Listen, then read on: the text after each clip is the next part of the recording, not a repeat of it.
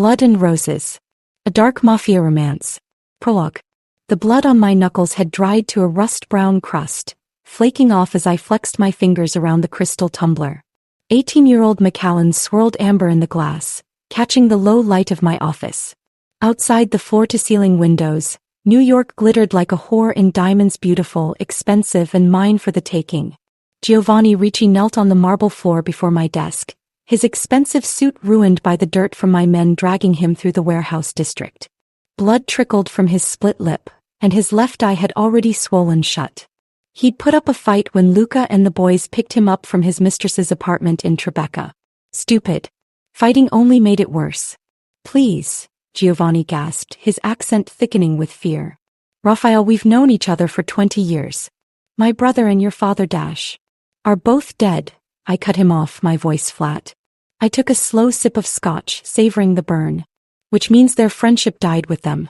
What remains is business, Giovanni. And you've stolen from me. I can pay you back. Give me 6 months, maybe a year. You don't have 6 months. I set down the glass with a soft click that somehow sounded louder than a gunshot in the quiet office. You have 6 seconds to tell me why I shouldn't put a bullet in your skull and dump you in the East River. Giovanni's remaining good eye widened.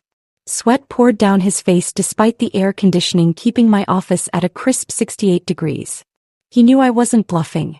In the 8 years since I'd taken over the Lombardi family after my father's retirement, I'd built a reputation. The Devil of New York, they called me. I'd earned every letter of that title. I have something else, Giovanni blurted out. Something worth more than the 3 million I took. I raised an eyebrow. This should be interesting. Men facing death always thought they had one more card to play. Actually, they were wrong. I'm listening. My niece. The words tumbled out in a rush. Catalina. She's 24, beautiful, educated. She knows nothing about our world. Pure as dash. Stop. I held up one hand, disgust curling in my gut. You're offering me your niece like some medieval warlord? I'm a businessman, Giovanni, not a collector of virgins. No, you don't understand. Giovanni struggled to his knees, desperation making him bold enough to grab the edge of my desk. Luca, standing guard by the door, moved forward, but I waved him back. You need a wife. Everyone knows it. The commission has been pressuring you to settle down, legitimize your operations. They don't trust a man without a family. He wasn't wrong. The old guard, the traditional families who still ran La Cosa Nostra like it was 1950, had been grumbling. At 32, unmarried, with no heirs, I was an anomaly. A threat. They whispered that I was unstable, that I cared only for power and had no interest in legacy. They were right about the power part. I can find my own wife, I said coldly. Not like Catalina. Giovanni sensed an opening and pressed forward. She's perfect. She runs that art gallery in Soho, legitimate business, respected in society. She has a degree from Columbia, speaks 4 languages. She could be the face you need, Rafael. The respectable Mrs. Lombardi who attends charity galas while you run your empire. I stood, walking around the desk to where Giovanni knelt. At 6'3", I towered over him and I watched him shrink back. Good. Fear was the only honest emotion in this business. And what makes you think she'd agree to marry a man she's never met? Giovanni's face crumpled. She doesn't have a choice.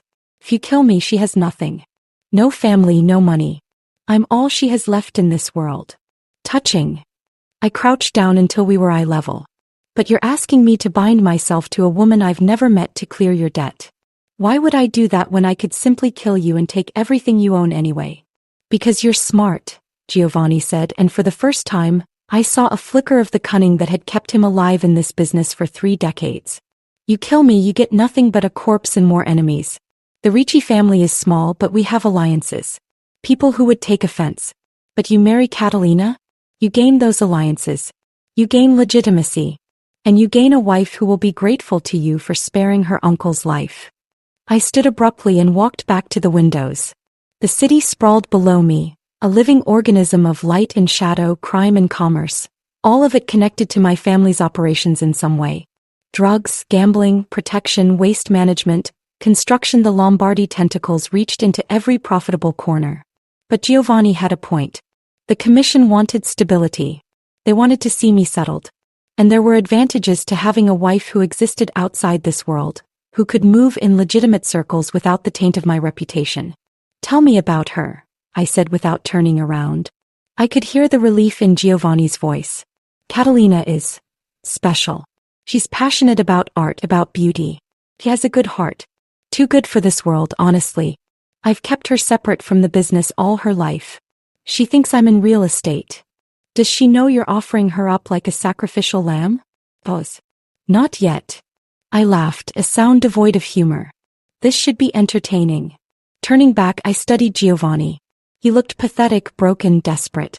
A man who'd gambled with my money and lost. A man who was now gambling with his niece's life. Here's the deal, I said, pulling out my phone. I'll meet her. One meeting. If I like what I see, I'll consider your offer. But understand this, Giovanni, if I agree to this marriage, your debt is cleared. You'll owe me nothing financially. Hope bloomed on his battered face. But, I continued, my voice dropping to a deadly whisper, your niece becomes mine. Completely. You don't get to interfere, you don't get to check on her, you don't get to play the concerned uncle. She becomes a Lombardi and you stay the fuck out of my marriage. Capisce? Yes, of course, Dash. And if you ever steal from me again, I crouched down once more, gripping his jaw hard enough to make him wince. I'll make you watch while I destroy everything you love before I kill you. Starting with Catalina. The threat hung in the air between us, cold and real. Luca, I called, releasing Giovanni's face and turning toward my younger brother. Take our guest to the car. Have the doctor look at him. We can't have him showing up at family dinner looking like he lost a fight with a meat grinder. As Luca hauled Giovanni to his feet and escorted him out, I returned to my desk and the waiting scotch. My brother would handle it, he always did. Luca was the reasonable one, the diplomat, the one who could smile and shake hands while planning your execution. We made a good team. I pulled up my private investigator on speed dial. Marcus, I need a full background check. Catalina Ricci, 24 years old, runs an art gallery in Soho. I want to know everything: where she went to school, who she's dated, what she eats for breakfast. And I want it by tomorrow morning. I hung up and stared at the amber liquid in my glass. Marriage. The word tasted foreign in my mouth. I'd never planned on marrying. Love was a weakness, and I'd seen firsthand what weakness did to men in this business. My father had loved my mother and it had destroyed them both. The beatings he'd given her in his drunken rages, the tears she'd cried, the way she'd wasted away until cancer took her when I was 16. No, love was not for men like me. But a wife. A beautiful, educated wife who could smile for the cameras and warm my bed? That was just business. And I was very good at business. I pulled open my desk drawer and removed a small velvet box. Inside sat my mother's engagement ring, a flawless 3-carat diamond surrounded by blood-red rubies. She'd left it to me in her will with a single instruction: give this to a woman who deserves better than this life, but loves you anyway. I'd always thought it was a pointless instruction. No woman deserved this life. And no woman would ever love me. But perhaps Catalina Ricci didn't need to love me. Perhaps fear and obligation would be enough. I snapped the box shut and allowed myself a smile. In 3 days I would meet my future wife. She just didn't know it yet. Chapter 1. The summons. The gallery smelled like money and desperation, an intoxicating combination that Catalina Ricci had learned to recognize in her 3 years running Gallery Noir. She stood before a massive canvas, her arms crossed, studying the way afternoon light filtered through the floor-to-ceiling windows and played across the abstract piece. Bold slashes of crimson and black fought for dominance on the white canvas, violent and beautiful all at once. It's angry, she murmured to herself. It's a statement, corrected Jerome Martinez, the artist who'd been hovering near her elbow for the past 20 minutes. He was young, maybe 26, with that carefully cultivated starving artist look that usually meant trust fund. About the commodification of violence in modern media. Catalina tilted her head, her dark hair nearly black and falling in waves to the middle of her back, shifting with the movement. It's angry, she repeated. Which is why it's perfect for the Castellano collection. They like their art like they like their whiskey, aggressive and overpriced. Jerome's face fell slightly, but Catalina was already pulling out her phone. She fired off a quick text to her assistant Mira with instructions to arrange the sale. The Castellanos were new money tech industry if she remembered correctly, and they'd been buying up edgy contemporary pieces like they were going out of style. This one would go for 75,000 easy. The gallery would take 40%, Jerome would get the rest, and everyone would go home happy. Well, almost everyone. Catalina could see the disappointment in Jerome's eyes. He wanted to be understood, not just sold. Welcome to the art world, kid. The Castellanos are hosting a party next month, she said, softening her tone. They'll want you there. Wear something black, look brooding, and for God's sake have a better answer ready when people ask about your inspiration than commodification of violence. Tell them about your childhood. Make something up if you have to. People want a story. But that would be lying. That would be marketing. Catalina patted his arm. Trust me. I've been doing this since I was 21. You want to eat? You learn to sell the fantasy along with the art. Her phone buzzed in her hand. Uncle Giovanni. She frowned at the screen. Her uncle rarely called during business hours. He knew how important the gallery was to her. For him to interrupt meant something was wrong. Excuse me, she told Jerome, already walking toward her office at the back of the gallery. Mira will take care of the paperwork. She closed the frosted glass door behind her and sank into the vintage leather chair behind her desk. The office was small but carefully curated, like everything in her life. A few select pieces of art on the walls, all from artists she'd discovered herself. A small succulent garden on the windowsill because she killed everything else. A photo of her parents on her desk, frozen in time at a beach in Positano, taken 2 months before the car accident that had stolen them from her when she was 8. Uncle Gio, she answered, forcing brightness into her voice. What's wrong? Did Mrs. Castellano change her mind about the penthouse again? Catalina. His voice sounded strange. Tight. Almost afraid. I need you to come to the house tonight. 7 o'clock. It's important. I have a client dinner at 8. Cancel it. She sat up straighter. Uncle Giovanni never used that tone with her. He was the fun uncle, the one who'd taken in a traumatized 8-year-old and raised her with as much love and normalcy as he could manage. He attended her gallery openings, brought her flowers on her birthday, pretended to understand modern art even though she knew he thought most of it looked like someone had vomited paint on canvas. What's going on? She asked quietly. Are you sick? No, baby girl. I'm fine. I need to talk to you about something. Something important. Please cut. 7 o'clock. The use of her childhood nickname made her chest tight. Hey. I'll be there. He hung up without saying goodbye. Catalina stared at her phone for a long moment, anxiety coiling in her stomach. She'd lived with Uncle Giovanni until she was 22, when she'd finally saved enough from her gallery assistant job to afford her own apartment in Brooklyn. A shoebox studio in Williamsburg that cost almost her entire paycheck, but it was hers. Independence had tasted sweet. But she'd never forgotten that everything she had, her Columbia education, her gallery, her life, she owed to him. When her parents died, he could have put her in foster care. Instead, he'd moved her into his brownstone in the Upper West Side, hired tutors, made sure she had everything she needed. She owed him everything. With a sigh, she pulled up her calendar and found her assistant's number. Mira? I need you to reschedule the Bergman dinner. Tomorrow night if possible. Yes, I know it's short notice. Tell them I have a family emergency. Thank you. The rest of the afternoon passed in a blur of emails, paperwork, and schmoozing a wealthy couple from Connecticut who wanted something bold but not too bold for their vacation home in the Hamptons. By 6:30, Catalina was locking up the gallery and heading for the subway. She could have taken an Uber. The gallery was doing well enough that she could afford small luxuries now, but old habits died hard. Growing up, Uncle Giovanni had been comfortable but not wealthy. Or so she'd thought. It was only in her teenage years that she'd started to notice things. The expensive suits he wore. The way people deferred to him in restaurants. The men with hard eyes who sometimes came to the house for business meetings. When she'd asked him about it at 16, he'd smiled and ruffled her hair. Real estate, baby girl. I'm very good at real estate. She'd believed him because she'd wanted to. Because the alternative, that Uncle Giovanni was involved in something illegal, was unthinkable. The brownstone looked the same as always when she arrived at 6:55. Warm light glowed from the windows, and she could see the shadow of Mrs. Chin, the housekeeper, moving around inside. Catalina climbed the front steps and used her key. Giovanni had insisted she keep it even after she moved out. Miss Catalina. Mrs. Chin appeared in the hallway wringing her hands. The elderly woman looked worried, which only increased Catalina's anxiety. Your uncle is in his study. He said to send you in immediately. Is he okay? Mrs. Chin just shook her head and disappeared toward the kitchen. Catalina walked down the familiar hallway, past the photos of her childhood first day of school, high school graduation, the day she'd opened Gallery Noir. Her footsteps were silent on the Persian runner. She'd walked this hallway thousands of times, but tonight it felt different. Ominous. She knocked on the study door. Come in. Uncle Giovanni sat behind his mahogany desk and Catalina's breath caught.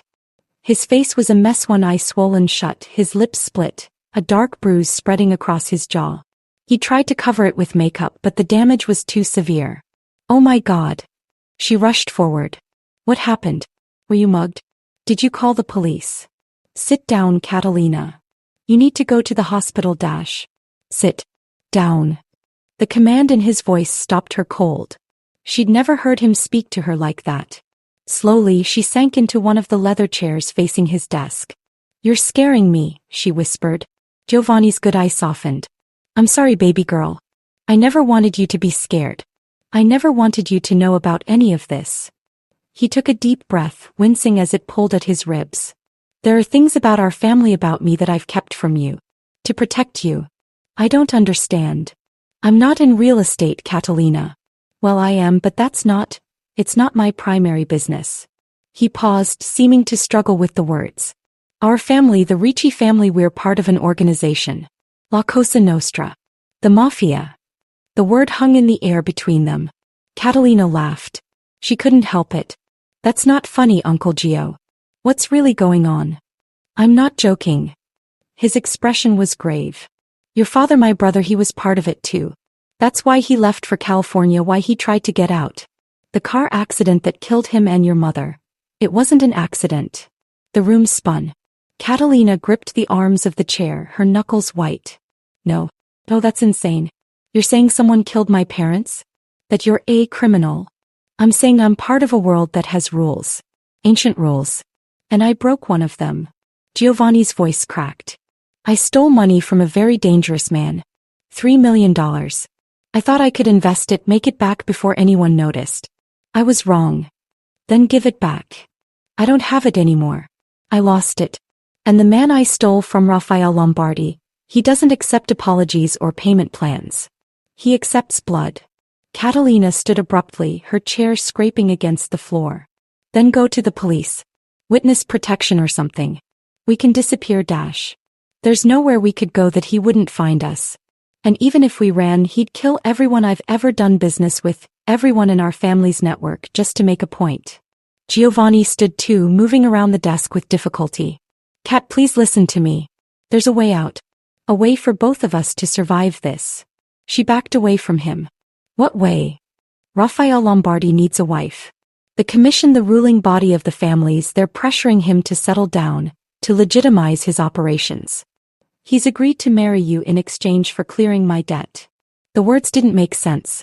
They couldn't make sense. Marry. She heard her voice from far away, thin and disbelieving. You want me to marry a stranger? A criminal? I want you to live, Giovanni said desperately. And this is the only way I can guarantee that. Rafael Lombardi is many things, but he's a man of his word. If you marry him, he'll protect you. You'll want for nothing. You'll be safe. Safe. The word came out as a near shriek. You're selling me to a mobster and calling it safety? I'm saving your life. Giovanni grabbed her shoulders and she saw tears in his good eye. Do you think I want this? Do you think I don't hate myself for putting you in this position? But it's done, Catalina. The deal is made. You meet him tomorrow night. She wrenched away from him. No. No, I won't do it. You can't make me. If you don't, he'll kill me. And then he'll come for you anyway. At least this way you have status. Protection. The Lombardi name carries weight. Giovanni's voice broke. Please, baby girl. I know I don't deserve to ask anything of you after this. But please. Do this one thing and I'll never ask anything of you again. Catalina's mind raced, looking for an escape route that didn't exist. She could run, but Giovanni had made it clear that wouldn't work. She could go to the police, but who would believe her? And even if they did, witness protection couldn't hide her from a man with the resources of a mafia boss. She was trapped. "I hate you," she whispered and watched her uncle flinch as though she'd struck him. "I hate you for this. I know. I hate myself too." She turned and walked toward the door on shaking legs. "Catalina," Giovanni called after her. "The meeting is tomorrow at 8. His estate in Connecticut. A car will pick you up at 7. Please, don't run. It will only make things worse." She didn't answer. She couldn't. If she opened her mouth, she would scream. Catalina walked out of the brownstone in a daze. The autumn air bit at her skin, but she barely felt it. She walked for blocks, her mind unable to process what had just happened. Married. To a mobster. To save her uncle who had lied to her, who had stolen from a killer, who had destroyed her entire world in one conversation. She found herself at a small park and sank onto a bench. Around her, normal life continued. A couple walked past holding hands. A dog barked. Someone laughed. Her phone buzzed. A text from Sophia, her best friend. "Wine night tomorrow? I have so much wedding drama to tell you."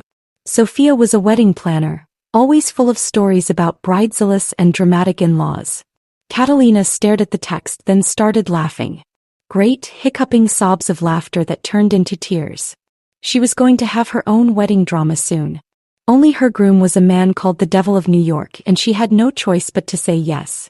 Chapter 2. The Devil's Bargain.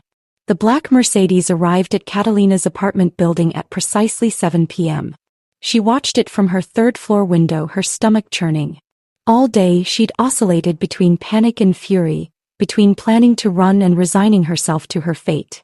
In the end, she'd stayed because Giovanni was right about one thing. There was nowhere to run. She'd spent the morning researching Rafael Lombardi, though information was surprisingly scarce. A few photos from charity events, always in an impeccable suit, always alone. One article from the Times about his family's import-export business, that read like it had been written by someone who knew exactly what they couldn't say. And a gossip column piece speculating about New York's most eligible bachelor and why he remained persistently single. Now she knew why. He'd been waiting to buy himself a wife. Catalina looked at herself in the full-length mirror. She dressed carefully, a black sheath dress that was elegant but not sexy, her hair pulled back in a severe bun, minimal makeup. She wanted to look like what she was, a woman attending her own funeral. Her phone buzzed.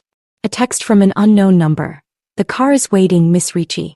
With trembling hands she picked up her small clutch and headed downstairs. The driver was a mountain of a man in a dark suit, his face expressionless. He opened the door without speaking and Catalina slid into the leather interior. As the car pulled away from her building, she watched Brooklyn disappear behind her. Williamsburg gave way to Manhattan, then the city receded entirely as they headed north. The silence in the car was suffocating. "How long have you worked for him?" she asked the driver, needing to break it. 10 years, miss." Is he as bad as they say?" The driver's eyes met hers in the rearview mirror. "Mr. Lombardi is a fair man. Cruel to his enemies, loyal to his people. You do well to remember which category you fall into." It wasn't reassuring. The drive took just over an hour. When they finally turned off the main road, Catalina sat up straighter. They were passing through iron gates that probably cost more than her entire education. The estate beyond was massive, a sprawling modern masterpiece of glass and stone that seemed to glow from within. Not what she'd expected. She'd pictured something gothic and oppressive, all dark wood and heavy curtains. This was beautiful, sophisticated, which somehow made it worse. The car stopped in front of the main entrance and the driver came around to open her door. Catalina stepped out on wobbly legs, grateful she'd chosen low heels. The front door opened before she reached it, and a woman in her 50s with kind eyes and a warm smile greeted her. "Miss Ricci, welcome. I'm Maria, the housekeeper. Mr. Lombardi is expecting you in the study. May I take your coat?" The normalcy of it was jarring. Catalina handed over her jacket and followed Maria through a soaring entryway. The interior matched the exterior, sleek, modern, expensive. Art hung on the walls and she recognized a Rothko, a Pollock, possibly an original Basquiat. Whoever Rafael Lombardi was, he had excellent taste. Maria stopped in front of a set of double doors. "He's just inside. Can I bring you anything? Water? Wine. Whiskey, Catalina said. Neat. The strongest you have. Maria's smile widened slightly. I like you already. She knocked once, then opened the door. Miss Ricci, sir. Catalina stepped into the study and her breath caught. The room was magnificent, floor-to-ceiling bookshelves, a fireplace with a fire crackling in it, more art. But she barely noticed any of it because standing in front of the fireplace, backlit by flames, was the most beautiful man she'd ever seen. Rafael Lombardi was tall, well over 6 feet, with the kind of build that suggested he didn't just pay for a gym membership but actually used it. His suit was clearly bespoke, fitting his broad shoulders and narrow waist perfectly. Dark hair styled back but with one piece falling rakishly across his forehead. Strong jaw, sharp cheekbones, and eyes those eyes. They were the color of aged whiskey, amber and gold, and burning with an intensity that made her feel like she was being catalogued, assessed, and potentially found wanting. He was devastating. And he was looking at her like she was something he'd purchased sight unseen and was now inspecting for defects. Miss Ricci. His voice was deep, cultured, with just a hint of something rough underneath. Thank you for coming. Did I have a choice? The words came out sharper than she'd intended, but she didn't care. Fear and anger were a combustible mix inside her chest. One corner of his mouth lifted. No. But I appreciate the illusion of civility. Please sit. He gestured to a leather sofa near the fireplace. Catalina considered refusing. Her first instinct was to defy him in every possible way, but her legs were shaking. She sat, perching on the edge of the cushion. Rafael settled into the chair across from her, crossing one leg over the other with casual elegance. He looked completely at ease while she felt like she might shatter into pieces. Would you like that drink now? He asked. Yes. He reached for a crystal decanter on the side table and poured 2 glasses of amber liquid. When he handed her one, their fingers brushed, and Catalina felt an electric shock run through her. His eyes darkened slightly, and she knew he'd felt it too. She took a large gulp of the whiskey, letting it burn down her throat. So, she said, meeting his gaze with as much courage as she could muster. This is the part where you tell me what you expect from a wife you're blackmailing into marriage? Blackmail is such an ugly word. Rafael took a measured sip of his drink. I prefer to think of it as a mutually beneficial arrangement. Mutual? Catalina laughed bitterly. You get a wife to make you look respectable. I get to be sold off like property. Super mutual. You get to live, he said softly, and there was something dangerous in his tone. Your uncle made choices that would have resulted in his death. And likely yours as well. This arrangement saves both of you. How noble of you. I never claimed to be noble, Catalina. He leaned forward, resting his elbows on his knees. I'm giving you the truth because lies are boring. Yes, I need a wife. The commission wants stability, legitimacy. They want to see me settled. And Giovanni offered you as payment for his debt. I could have refused and killed him. I didn't. You want a medal? I want compliance. His voice hardened. I'm trying to be civilized about this, but let me be very clear. This marriage is happening. You can fight me every step of the way and make both our lives miserable, or you can accept the situation and make the best of it. Make the best of it? Catalina stood abruptly, the whiskey sloshing in her glass. I don't even know you. I'm supposed to just accept that my entire life is being rearranged because my uncle is an idiot and you're a criminal. Rafael supplied, standing as well. He was so much taller than her and she had to tilt her head back to maintain eye contact. Say it, Catalina. I'm a criminal. A mobster. The devil of New York. I've killed men. I've ordered deaths. I run an empire built on things that would make you sick if you knew the details. She backed away from him, but he followed, closing the distance. But I also keep my word, he continued, his voice dropping. And I'm giving you my word now. Marry me, play the role of Mrs. Lombardi in public, and I will never hurt you. I will protect you. I will give you anything you want within reason. You'll continue running your gallery. You'll have your own space, your own life. All I ask is that you show up when needed and don't embarrass me. And what about she couldn't say it. Sex. His eyes glittered with dark amusement. I won't force you if that's what you're worried about. I don't need to force women into my bed, Catalina. When you come to me, and you will, it will be because you want to. The arrogance of it stole her breath. I will never. We'll see. He reached out and tucked a strand of hair that had escaped her bun behind her ear. The gesture was almost tender, completely at odds with everything else about him. "You're even more beautiful than the photos Marcus sent me." She slapped his hand away. "Don't touch me. I'll be touching you quite a bit once we're married. You should get used to it." He walked back to his chair and sat, completely unbothered by her outburst. "But we're getting ahead of ourselves. Let's discuss the practical matters. The wedding will be in 1 week." 1 week. Catalina's voice rose. "That's impossible. I've already arranged everything.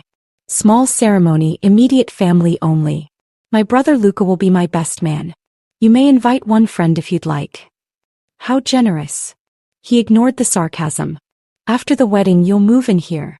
I've had the West Wing prepared for you, bedroom, bathroom, sitting room, studio space for your art. You'll have privacy. A gilded cage is still a cage. Would you prefer a regular cage?" He raised an eyebrow. "I can arrange that too." Maria knocked and entered with Catalina's whiskey on a small tray. She set it on the table, gave Catalina an encouraging smile and left. Catalina drained half the glass in one gulp. "I have questions," she said finally. "I expected you would. If I do this, if I marry you, what happens to Giovanni?" "His debt is cleared. He goes back to his life. I'd prefer he stay out of our marriage, but I won't prevent you from seeing him." "And if I refuse?" Rafael's expression didn't change. "Then I kill him tonight and you become my wife anyway. At least this way he lives." The casual way he said it made her blood run cold. "You really would, wouldn't you? Just kill him like it's nothing." "He stole from me. In my world there are consequences for that." Rafael studied her over his glass. "I'm giving you a choice, Catalina. Not a good choice, I'll grant you, but a choice nonetheless. Save your uncle and yourself or let pride destroy you both." She wanted to throw the whiskey in his face. She wanted to scream. She wanted to run. But she thought about Giovanni, about the man who'd raised her, who'd made her breakfast and helped with her homework and walked her down the aisle at her college graduation because her father wasn't there to do it. He'd made a terrible mistake, but he was still her uncle. "I want conditions," she said. Rafael's eyes lit with something like respect. "I'm listening. I keep running my gallery. Full autonomy. You don't interfere with my business." "Agreed. I maintain my own bank accounts. I want financial independence." "You'll have an allowance dash." "No." She cut him off. "Not an allowance. My own money that I earn. I won't be dependent on you." He considered this. "Fine. Though you'll also have access to household accounts for anything you need. I want 1 day a week where I don't have to account for my whereabouts. 1 day where I can do whatever I want, see whoever I want without your men following me." "No." His voice was flat. "Then no deal." They stared at each other, wills clashing. "You'll be a target," Rafael said finally. "The moment we marry, every enemy I have will see you as a weakness. I can't protect you if I don't know where you are. Then teach me to protect myself." He blinked, clearly not expecting that. "Teach you? You heard me. Teach me to shoot. To fight. Whatever I need to know to survive in your world. Because if I'm going to be in it, I'm not going to be helpless." A slow smile spread across Rafael's face and it transformed him. For a moment he didn't look like the devil of New York. He looked like a man genuinely pleased. "Deal," he said. "I'll teach you myself. Anything else? If you sleep with other women, you're discreet about it. I won't be publicly humiliated." His smile faded. "I don't share, Catalina. When we marry, you're mine. And I'll be yours. Exclusive." "I don't believe you. I don't care what you believe. I'm telling you how it's going to be." He stood and walked to his desk, pulling out a folder. "I need you to sign these. Prenuptial agreement. Very standard. You get nothing if you try to leave me, everything if I die." How romantic. "I'm not a romantic man." He held out a pen. "But I am a practical one. Sign." Catalina took the pen with shaking hands. She skimmed the document's pages of legal jargon that basically confirmed what he'd said. She was signing her life away. At the bottom of the last page she paused. "What if I fall in love with someone else?" Rafael's expression went cold. "Then I'll kill him and you'll learn to fall out of love very quickly." He wasn't joking. Catalina signed her name with bold, angry strokes. Catalina Ricci. Soon to be Catalina Lombardi. The thought made her want to vomit. Excellent. Rafael took the documents and filed them away. Maria will show you the West Wing on your way out. I suggest you familiarize yourself with it. You'll be living here in 7 days. Don't you want to know anything else about me? She asked. What if we have nothing in common? We don't need to have anything in common. We just need to not kill each other. He walked to the door and opened it, clearly dismissing her. Though for what it's worth, I did my research. Art history degree from Columbia, speaks Italian and French, runs a moderately successful gallery in Soho. You like your coffee black, you're allergic to shellfish, and you once punched a man at a bar for grabbing your friend's ass. She stared at him. You know all that? I know everything about you, Catalina. Every boyfriend you've ever had, every speeding ticket, every questionable decision you made in college. I don't make investments without research. I'm not an investment. I'm a person. You're my future wife. Same thing.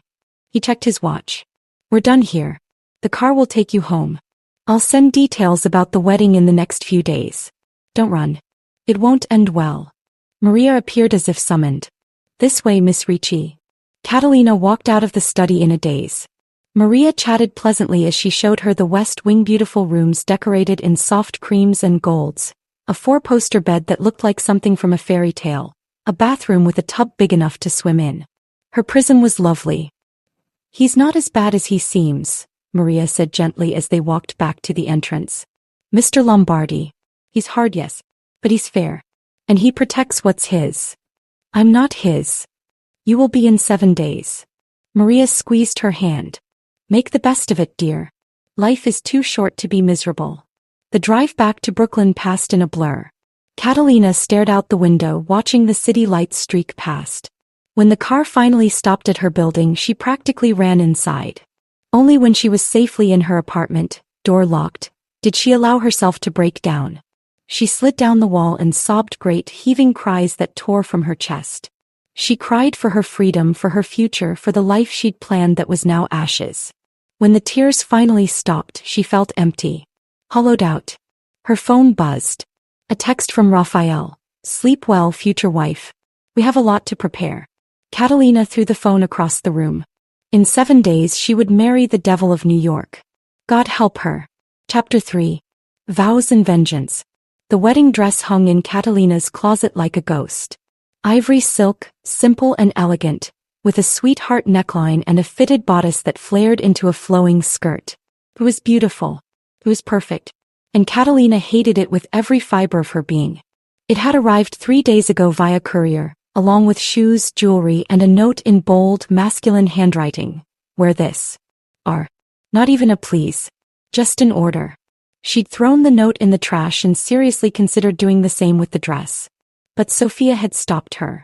Kat, it's a Vera Wong, her friend had breathed, running her hands over the silk with the reverence of someone who planned weddings for a living. Do you know how much this costs? I don't care if it's made of unicorn tears, Catalina had snapped. I'm being forced to marry a man I don't know. Sophia's expression had softened. She was the only person Catalina had told the truth to, well, a version of it. She'd said it was an arranged marriage to settle family debts, leaving out the words Mafia and or my uncle dies. Sophia had been horrified but ultimately supportive in that aggressively optimistic way of hers. Maybe he won't be so bad, Sophia had offered. Rich, handsome, you said he was handsome, right? The devil is supposed to be beautiful, Catalina had muttered. It's part of the trap. Now, standing in her apartment on her wedding day, Catalina stared at her reflection. Sophia had done her makeup soft and romantic with rose gold eyeshadow and nude lips. Her hair was styled in loose waves, pinned back on one side with a vintage clip that had belonged to her mother. She looked like a bride. He felt like a sacrifice. You look stunning, Sophia said, adjusting the small veil attached to the clip. Seriously, Kat. Stunning. I look like I'm being led to the slaughter. Stop being so dramatic. But Sophia's eyes were worried. Are you sure about this? We could still run. I have a cousin in Seattle. We could be on a plane in 2 hours. Catalina had considered it. She'd considered it every day for the past week. But every time she thought about running, she remembered Rafael's words. then I kill him tonight and you become my wife anyway. And she thought about Giovanni, who despite everything had loved her, who had given her a life when she had nothing. I'm sure, she lied. A knock at the door made them both jump.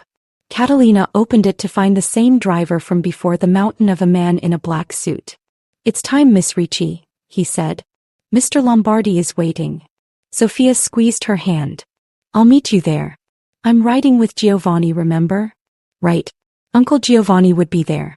The thought made Catalina's stomach turn. She hadn't spoken to him since that night in his study. She had nothing to say to the man who'd sold her to save himself. The drive to Rafael's estate was shorter this time, or maybe it just felt that way because Catalina's sense of time had warped. Every second stretched and compressed simultaneously.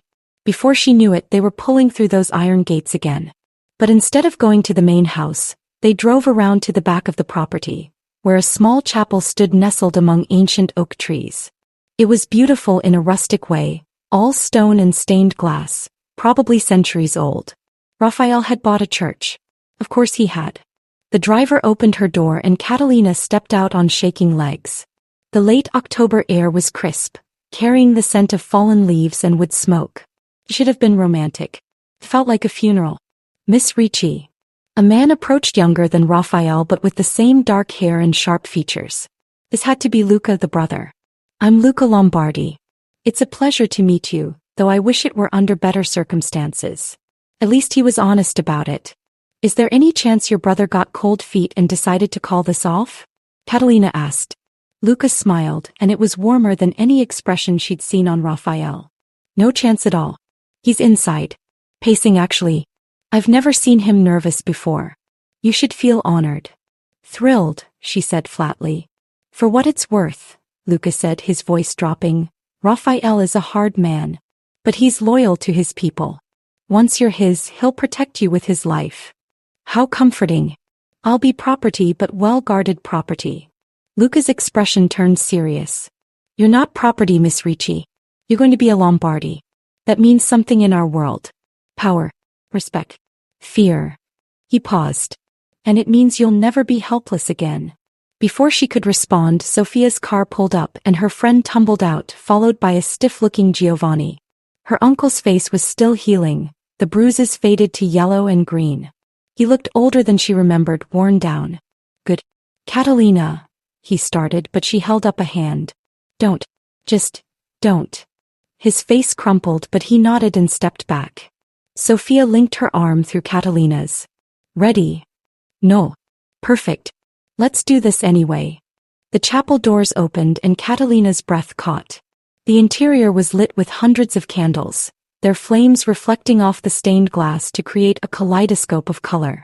White roses, dozens of them, decorated every surface. And at the altar, waiting beside an elderly priest, stood Rafael. He wore a black tuxedo that looked like it had been tailored by angels, and when his eyes met hers down the aisle, something electric passed between them. Even now, even hating him, she couldn't deny that he was the most beautiful man she'd ever seen. He was also a monster. The chapel was nearly empty, just Luca standing as best man, Maria the housekeeper in the front pew, a few men in suits who were probably Rafael's soldiers, Sofia and Giovanni. No one from her life. No college friends, no other family, no one who knew her as just Catalina. This wasn't a wedding. It was a transaction. Sofia squeezed her arm. You can do this. Just breathe. Catalina took a shaky breath and started walking. No one was giving her away. She'd refused to let Giovanni have that honor, and there was no one else. So she walked alone, her heels clicking on the stone floor, carrying a bouquet of white roses that someone had thrust into her hands. Every step brought her closer to Rafael, and his eyes never left her face. There was something predatory in his gaze, something possessive. Like he was watching something he owned come to him. When she reached the altar, Rafael held out his hand. She stared at it for a long moment before placing hers in his. His fingers closed around hers, warm and strong, and she felt that electric shock again. The priest began speaking in Latin, the traditional Catholic ceremony. Catalina barely heard him. All she could focus on was Rafael's hand holding hers, his thumb making small circles on her palm that should have been soothing but instead felt like a brand. Do you, Rafael Dominic Lombardi, take this woman to be your lawfully wedded wife, to have and to hold from this day forward, for better, for worse, for richer, for poorer, in sickness and in health, until death do you part? I do. Rafael's voice was steady, certain, like he was closing a business deal. The priest turned to Catalina. And do you, Catalina Rose Ricci, take this man to be your lawfully wedded husband, to have and to hold from this day forward, for better, for worse, for richer, for poorer, in sickness and in health, until death do you part? This was it. Her last chance to say no. To refuse. To fight. But Giovanni was watching with desperate hope in his eyes.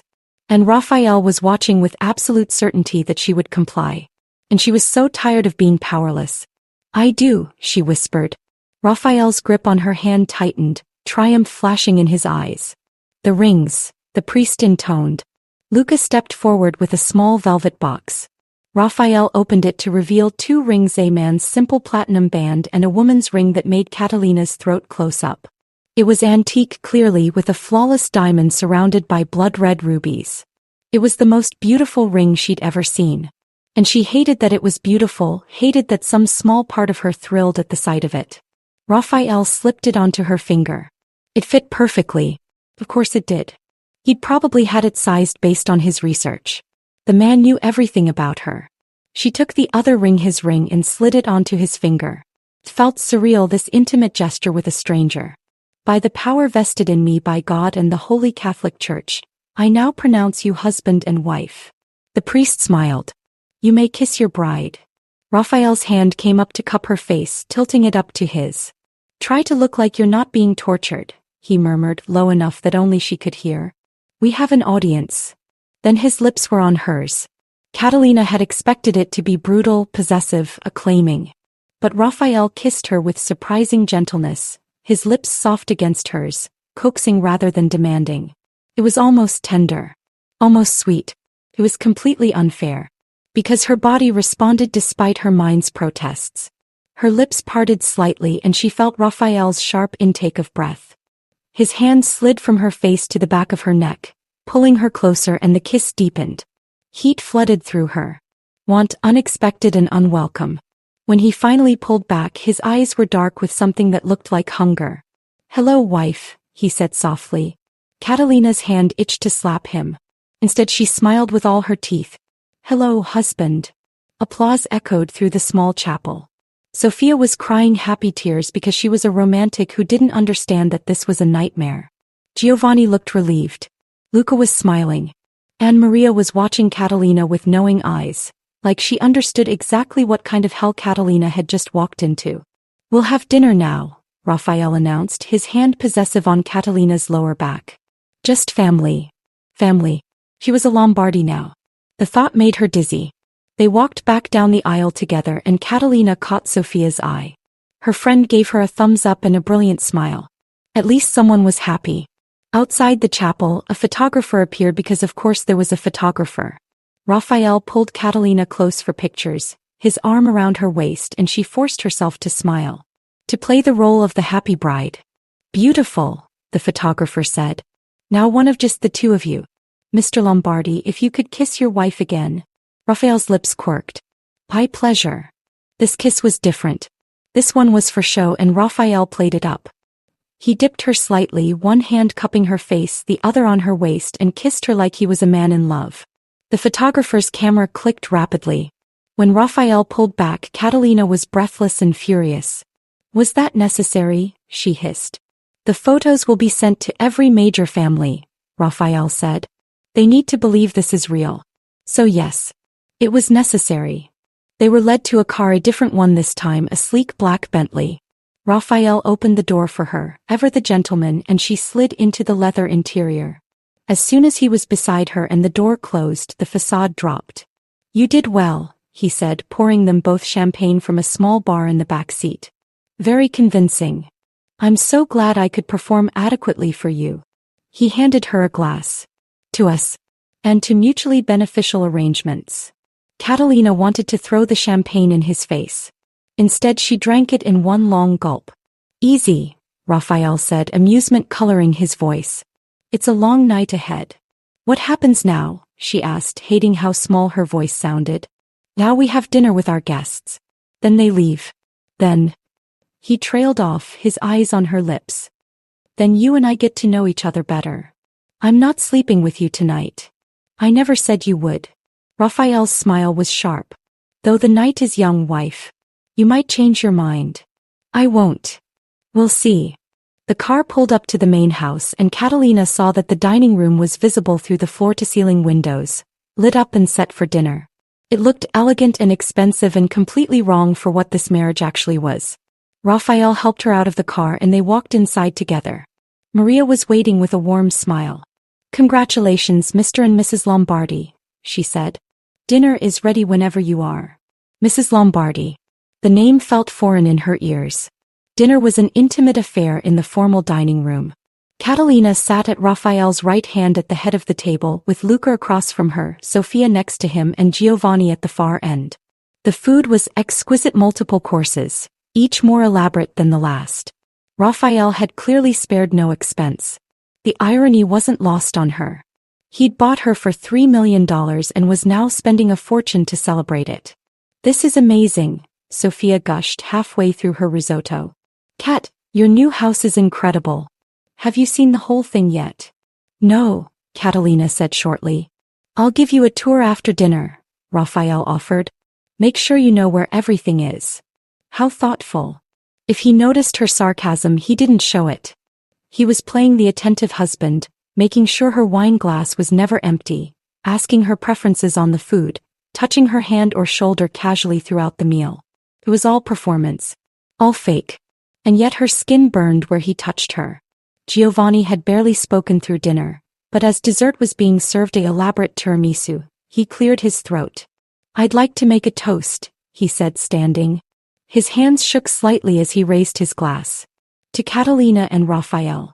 May your marriage be filled with happiness and dash. Don't. Catalina's voice was ice. Don't you dare toast to my happiness when you're the reason I'm here.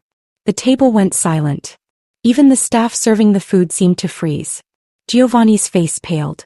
Catalina, I dash. You sold me, she continued, her voice shaking with rage. You sold me to pay your debts. So don't stand there and pretend this is some joyous occasion. We both know what this is.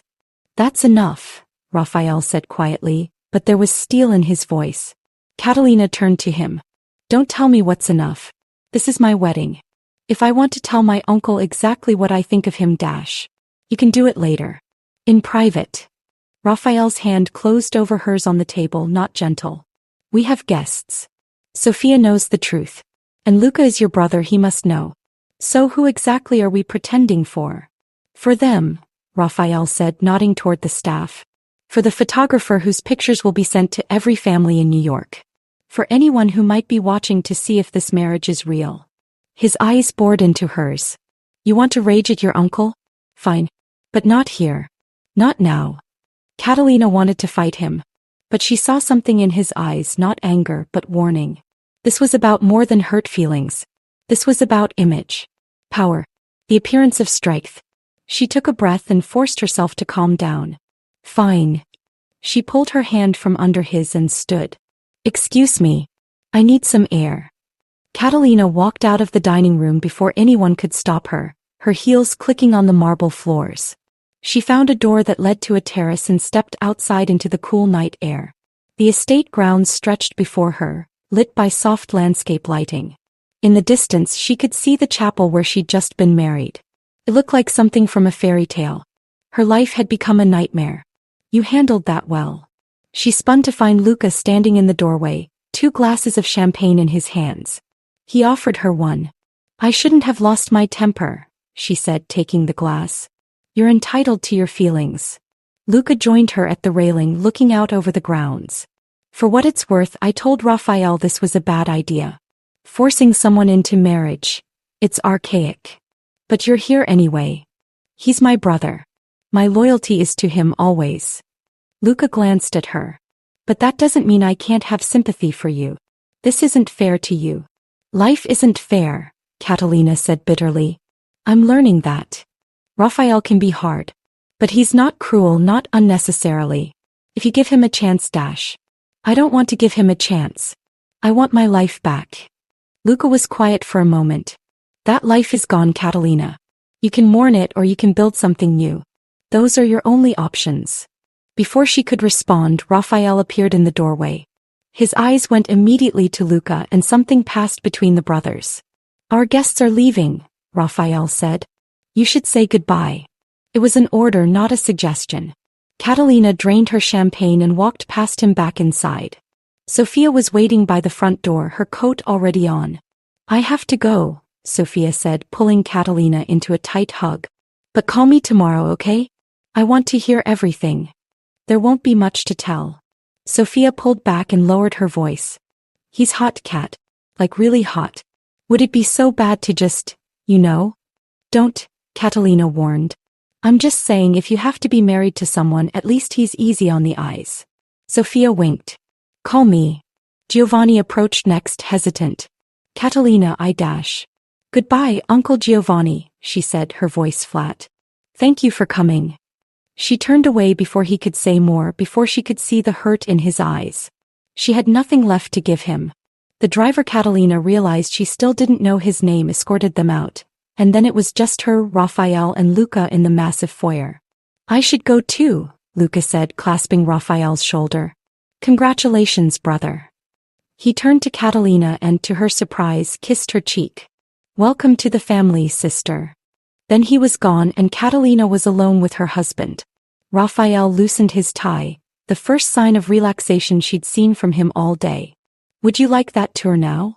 I'd like to go to sleep. It's barely 9 o'clock. It's been a long day. I'm tired. Why? She was wired, every nerve in her body singing with tension. But she needed space. Distance from this man who was now legally bound to her. Rafael studied her for a long moment. All right. I'll show you to your room. He led her through the house, pointing out rooms as they passed his office, the library, the gym, the pool. It was a mansion easily over 10,000 square feet, and it felt empty despite its grandeur. Do you live here alone? She asked. Besides the staff? Yes. Luca has his own place in the city. Rafael paused at a grand staircase. I prefer solitude. Or I did. The implication hung between them. He wasn't alone anymore. They climbed the stairs and walked down a long hallway. Rafael stopped in front of a set of double doors. This is the West Wing. Your domain. He opened the doors to reveal the rooms she'd seen before: the bedroom with its massive 4-poster bed, the sitting room, the bathroom. Your things were moved in this afternoon, Rafael continued. Your clothes are in the closet, your toiletries in the bathroom. If you need anything else, just ask Maria. Catalina walked into the bedroom and sure enough, her belongings were there. Her books on the shelves, her favorite throw blanket on a chair, even the photo of her parents on the nightstand. It should have felt comforting. Instead it felt invasive. Where's your room? She asked. Rafael pointed to another door in the sitting room. Through there. Connecting rooms. But the door locks from your side if you want privacy. Of course the rooms were connected.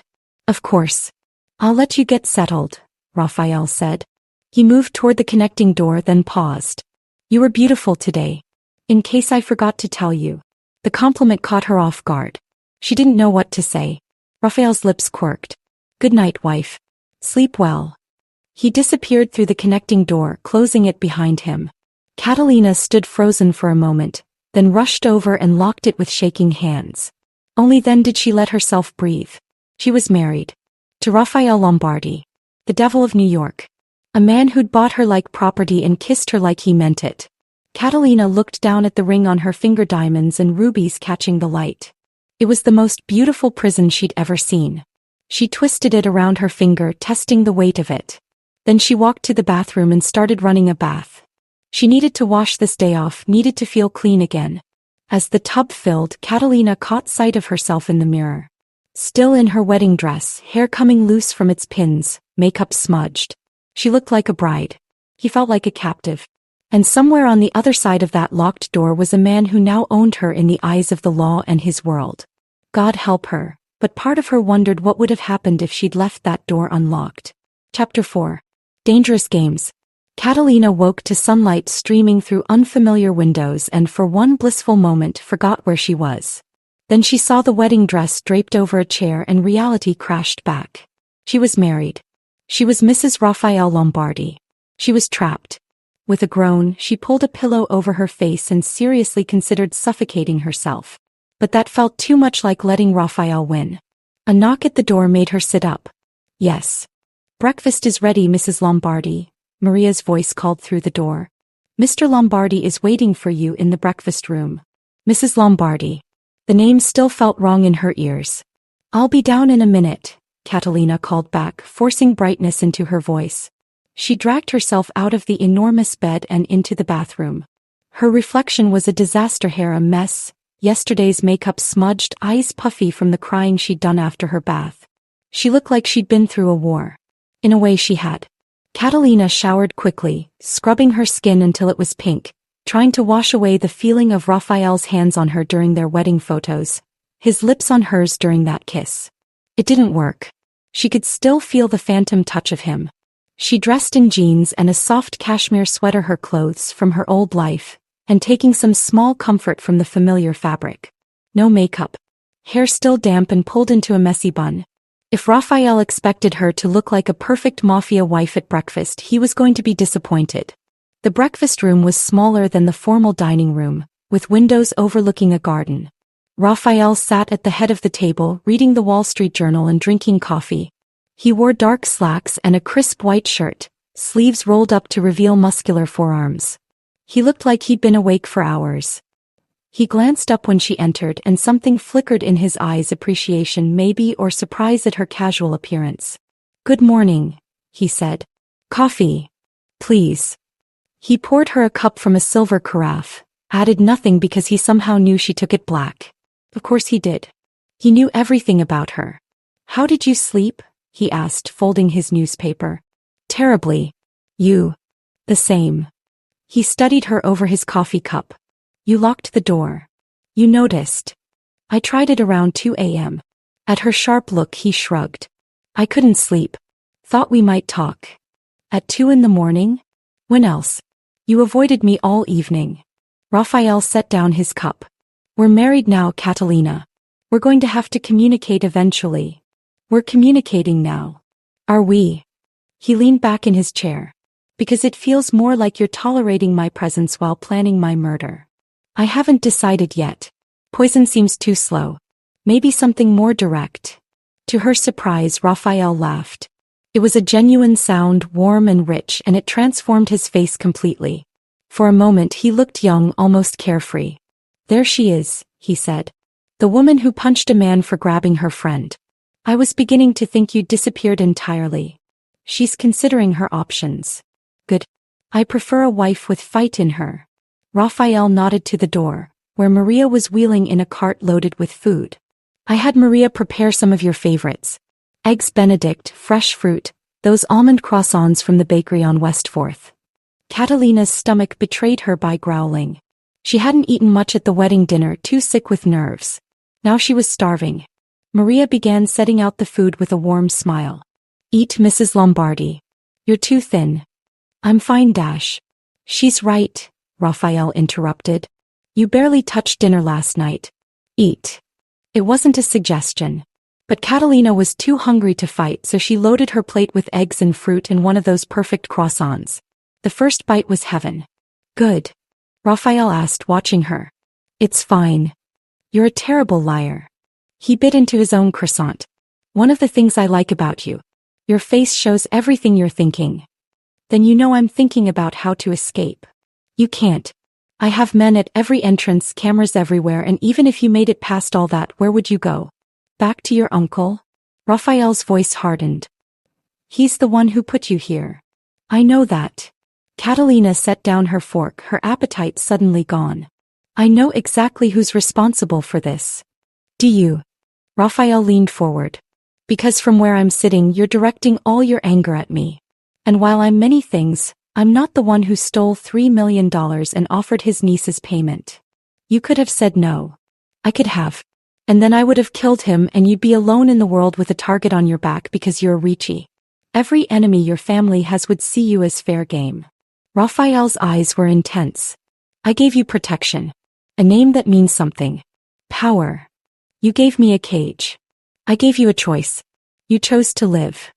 He stood abruptly. Now stop sulking and finish your breakfast. We have things to do today. What things? I promised to teach you to defend yourself, remember? We start today. Catalina blinked. You were serious about that? I don't make promises I don't intend to keep. Rafael checked his watch, something expensive and Swiss. Meet me in the gym in 30 minutes. Wear something you can move in. He walked out before she could argue, leaving Catalina alone with her breakfast and her thoughts.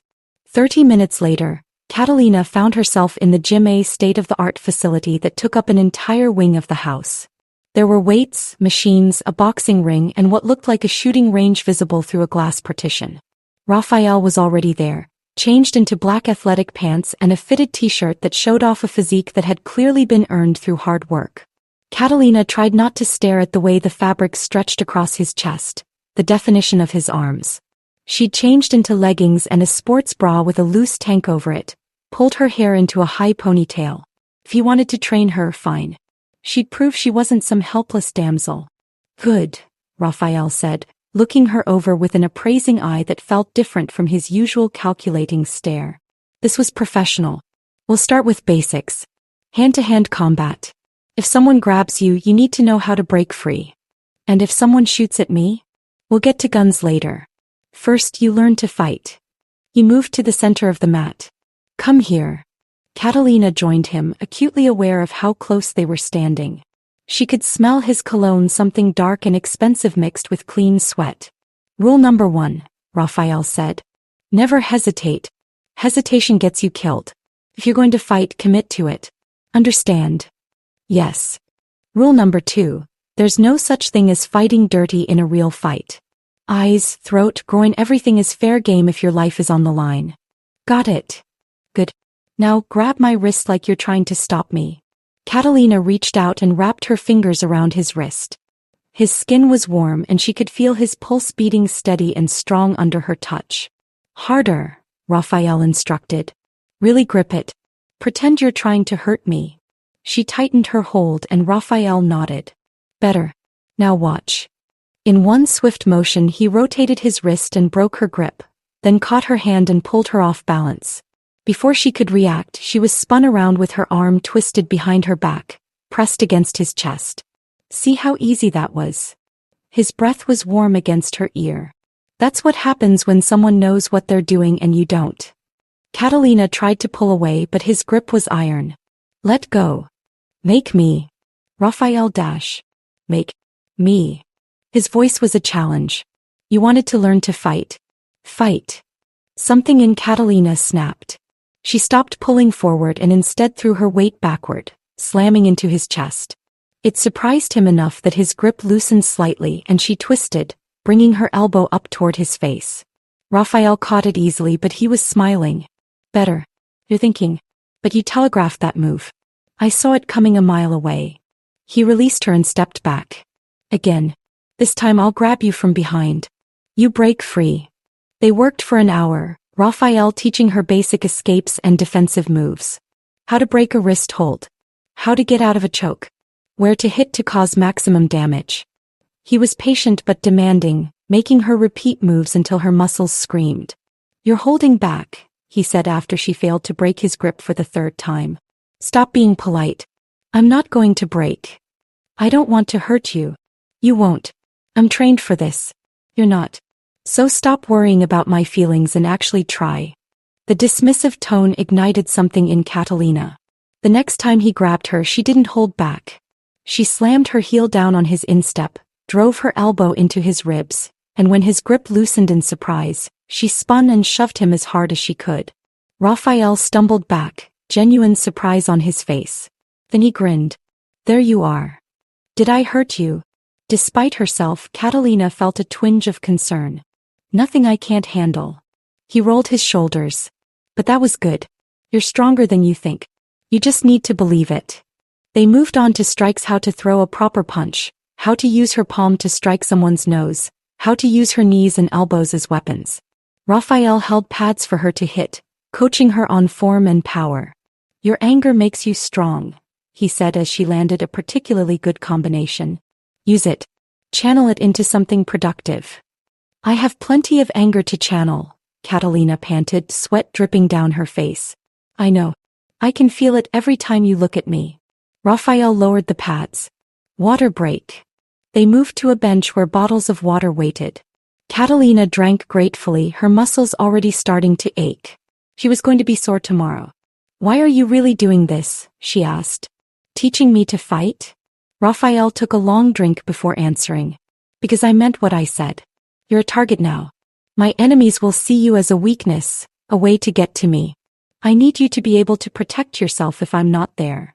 You could just keep me locked up here. That would be safer.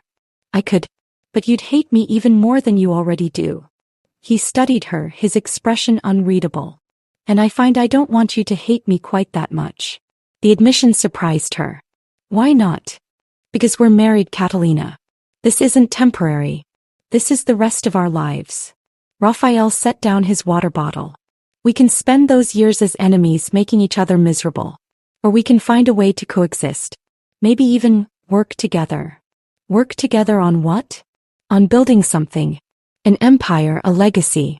You're smart, educated, you understand business and art. You could be an asset, not just a pretty face at parties. Catalina laughed bitterly. An asset?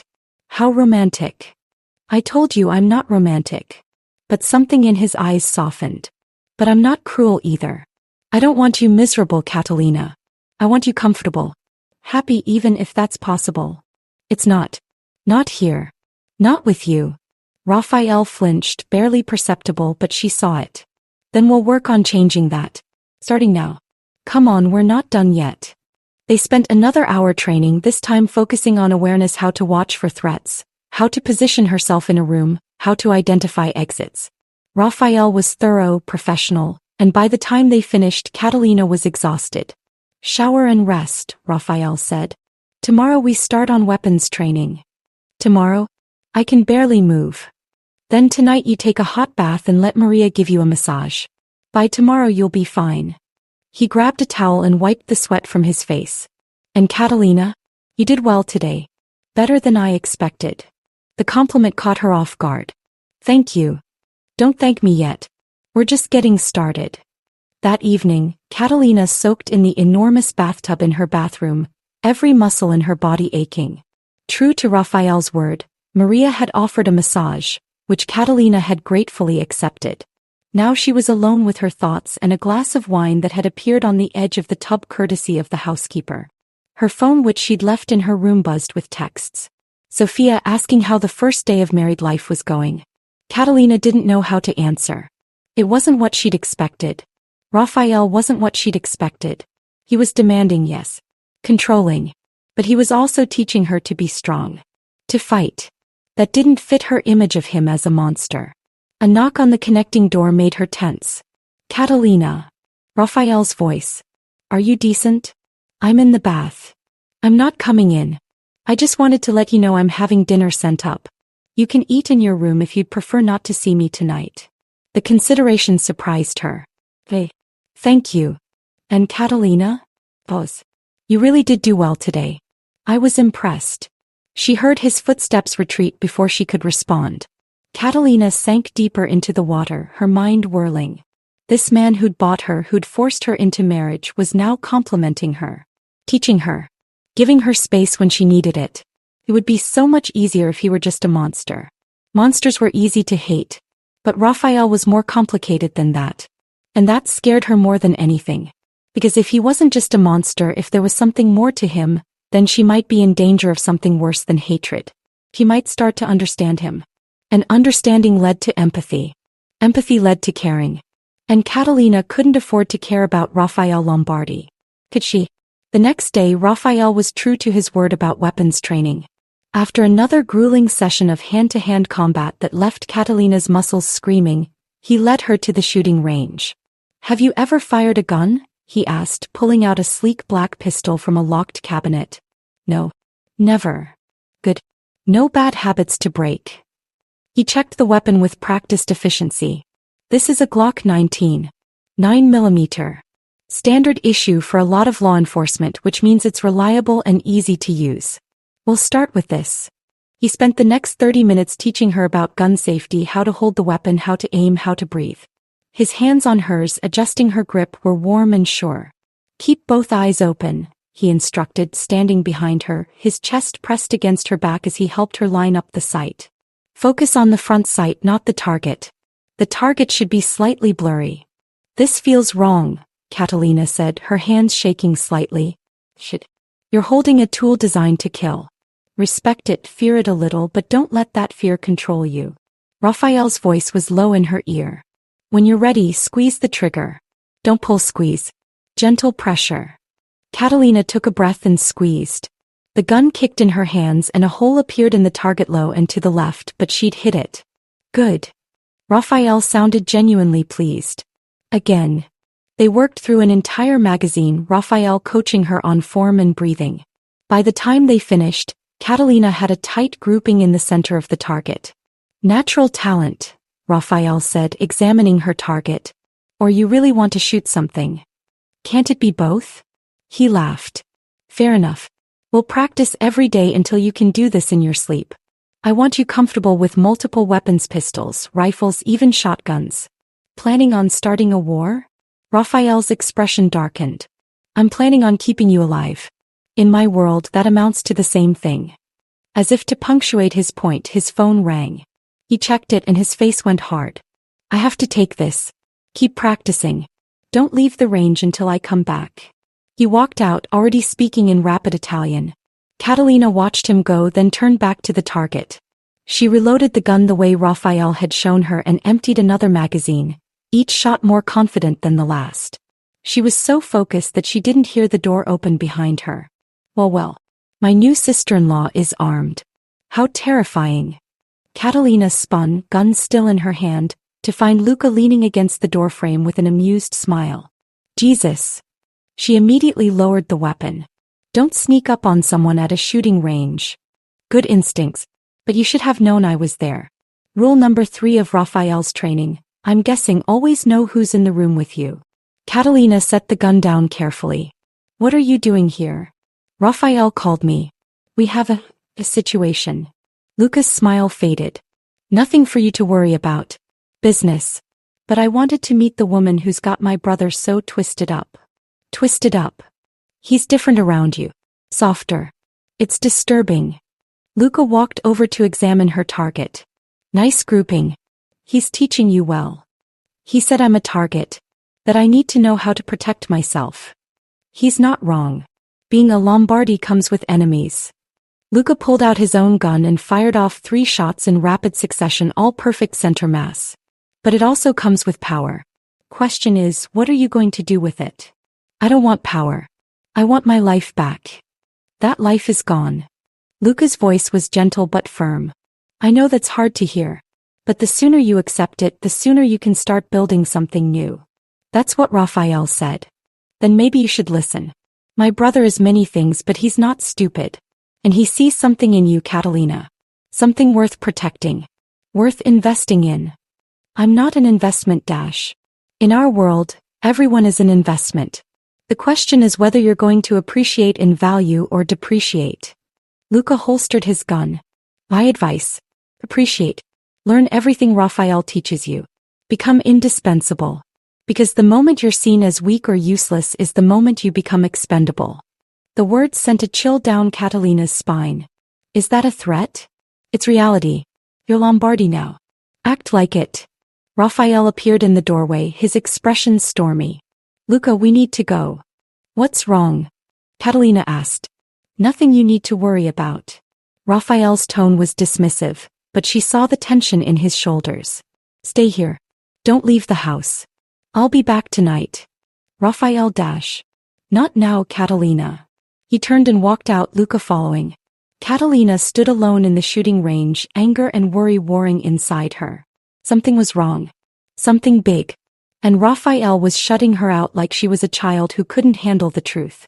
She'd been a Lombardi for exactly 2 days, and she was already learning the most important lesson of all. In this world, information was power. And she had none. That needed to change. Chapter 5. Blood and Secrets. Rafael didn't come home that night. Catalina waited, pacing her room like a caged animal, jumping at every sound. Maria brought dinner at 8, then checked on her at 10, but there was no word from Rafael. No text, no call, nothing. By midnight, Catalina's worry had transformed into fury. She wasn't some delicate flower to be left in the dark while the men handled business. She was his wife, forced into this marriage, yes, but still his wife. She deserved to know what was happening. At 2 a.m. she heard the front door open. Footsteps in the hallway, heavy, uneven. Then voices, low and urgent. Catalina unlocked her door and crept into the hallway.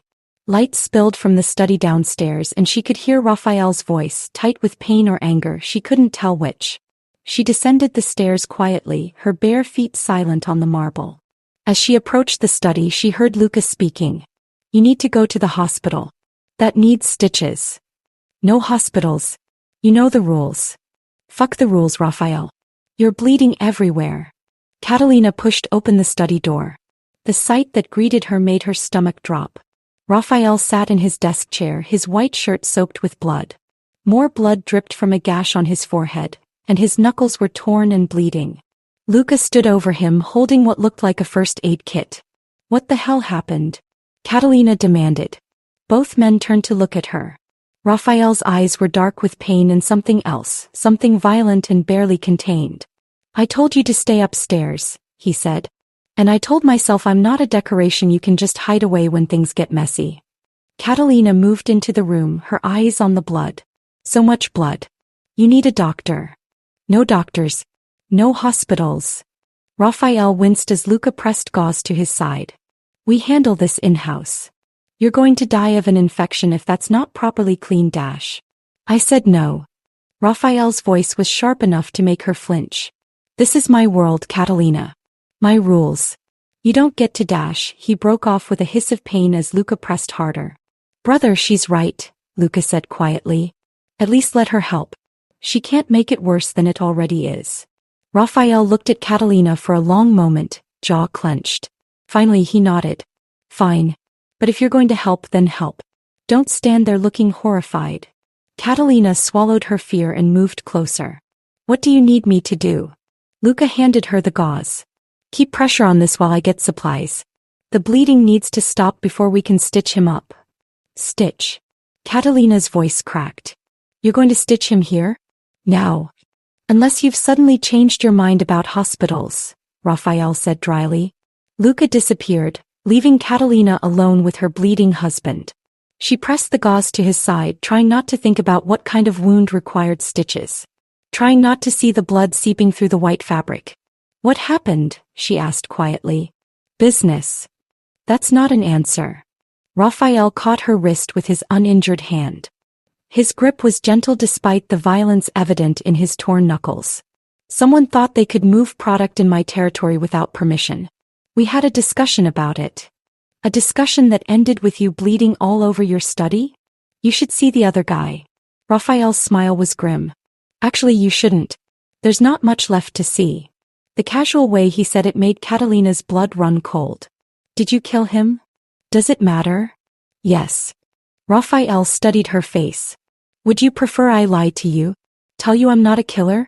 We both know what I am, Catalina. I want the truth. The truth is that I do what's necessary to protect what's mine. My territory, my business, my family.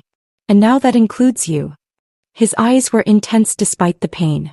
"So yes, I killed him. And I'd do it again to keep you safe." Luca returned with a suture kit and a bottle of whiskey.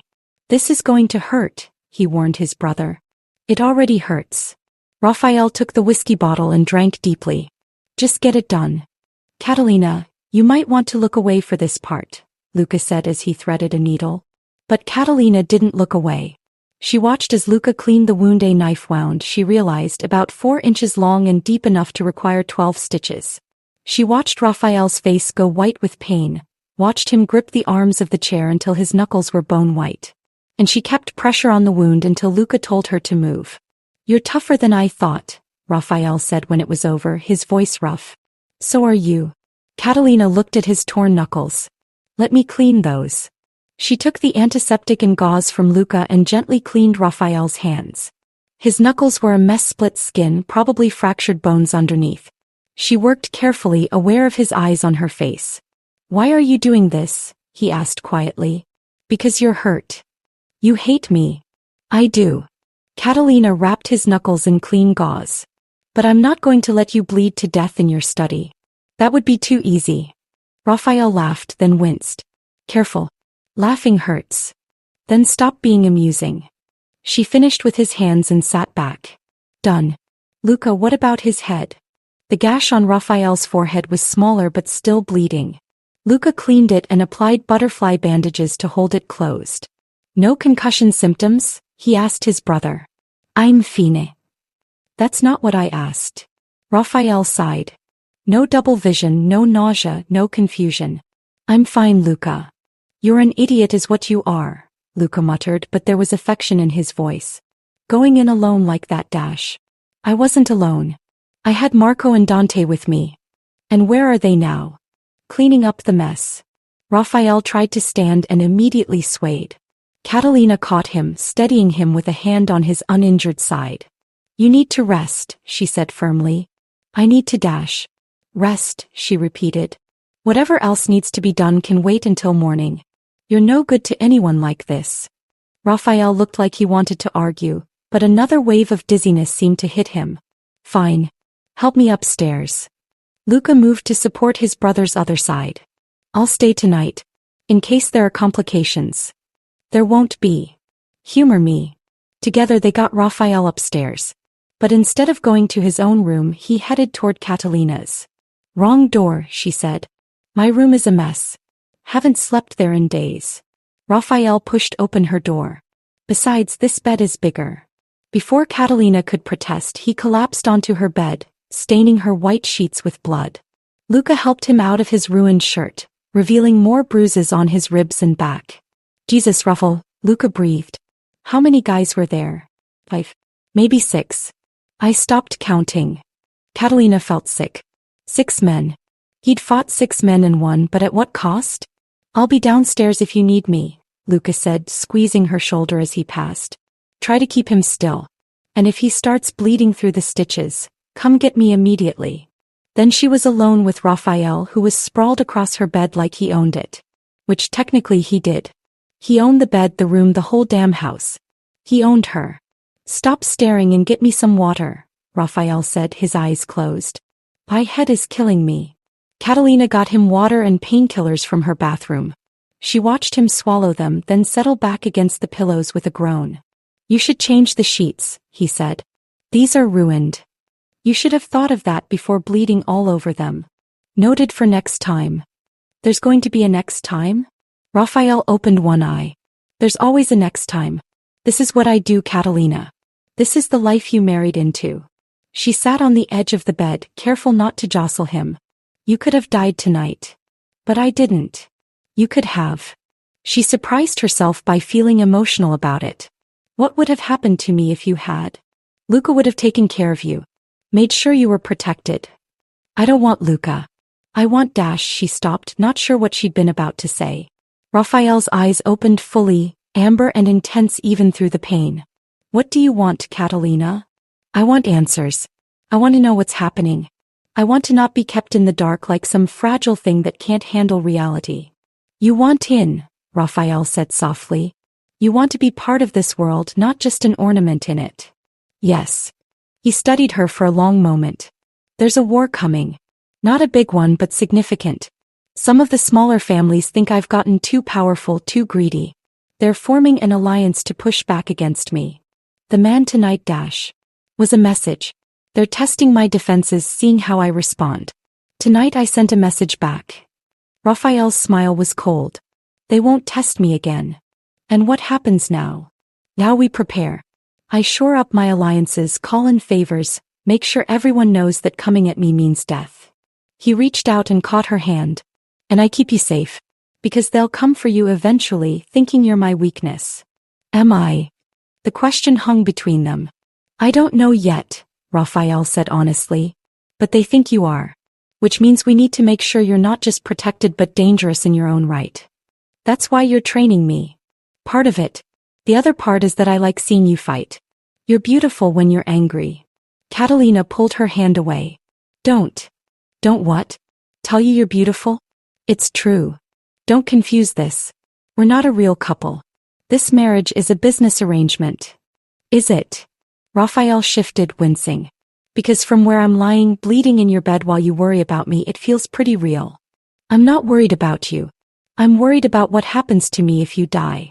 Liar. He caught her hand again, pulling her closer. You were terrified when you saw me bleeding. You can lie to yourself, but don't lie to me. You're delirious from blood loss. Maybe. Or maybe I'm just seeing clearly for the first time. Rafael's thumb traced circles on her palm, and despite everything, Catalina felt heat bloom in her stomach. You don't hate me as much as you think you do. Yes, I do. Then why are you still holding my hand? Catalina looked down and realized he was right. Their fingers were intertwined and she hadn't even noticed. She started to pull away, but Rafael held firm. Stay, he said quietly. Stay. Please. The please did it. She'd never heard him say please before. Fine. But only because you're injured and I don't want to explain to Luca why you bled out in the night. Whatever helps you sleep. Rafael closed his eyes, his breathing evening out. Within minutes he was asleep, his hand still holding hers. Catalina sat there watching him. In sleep, the hard edges of his face softened. He looked younger, almost vulnerable. The brutal killer who'd taken on 6 men was just a man now, wounded and tired. She should leave. Go sleep on the couch in her sitting room. Put distance between them. But she didn't. Instead, she carefully lay down beside him on top of the covers, her hand still caught in his. And despite everything, the blood, the violence, the forced marriage, she fell asleep to the sound of his breathing. Catalina woke to the smell of coffee and the feeling of being watched. She opened her eyes to find Rafael sitting up in bed, shirtless, holding a cup of coffee and staring at her with an unreadable expression. Morning, he said. She sat up quickly, disoriented. Sunlight streamed through the windows. She'd slept the whole night beside him. How are you feeling? She asked. Like I got stabbed and then stitched up without anesthesia. Rafael took a sip of his coffee. But alive. Thanks to you and Luca. I didn't do anything. You kept me from bleeding out. I'd call that something. He set down his coffee cup. I need to ask you something and I need you to be honest. Okay. Last night when you saw me bleeding, were you scared for me? Or were you scared of losing your protection? Catalina opened her mouth to give the safe answer, the one that would keep distance between them. But something in his eyes stopped her. Both, she admitted. I was scared of being alone again. But I was also. I didn't want you to die, Rafael. I don't know why. I should want that. But I don't. Rafael was quiet for a moment. Then he reached out and cupped her face, his palm warm against her cheek.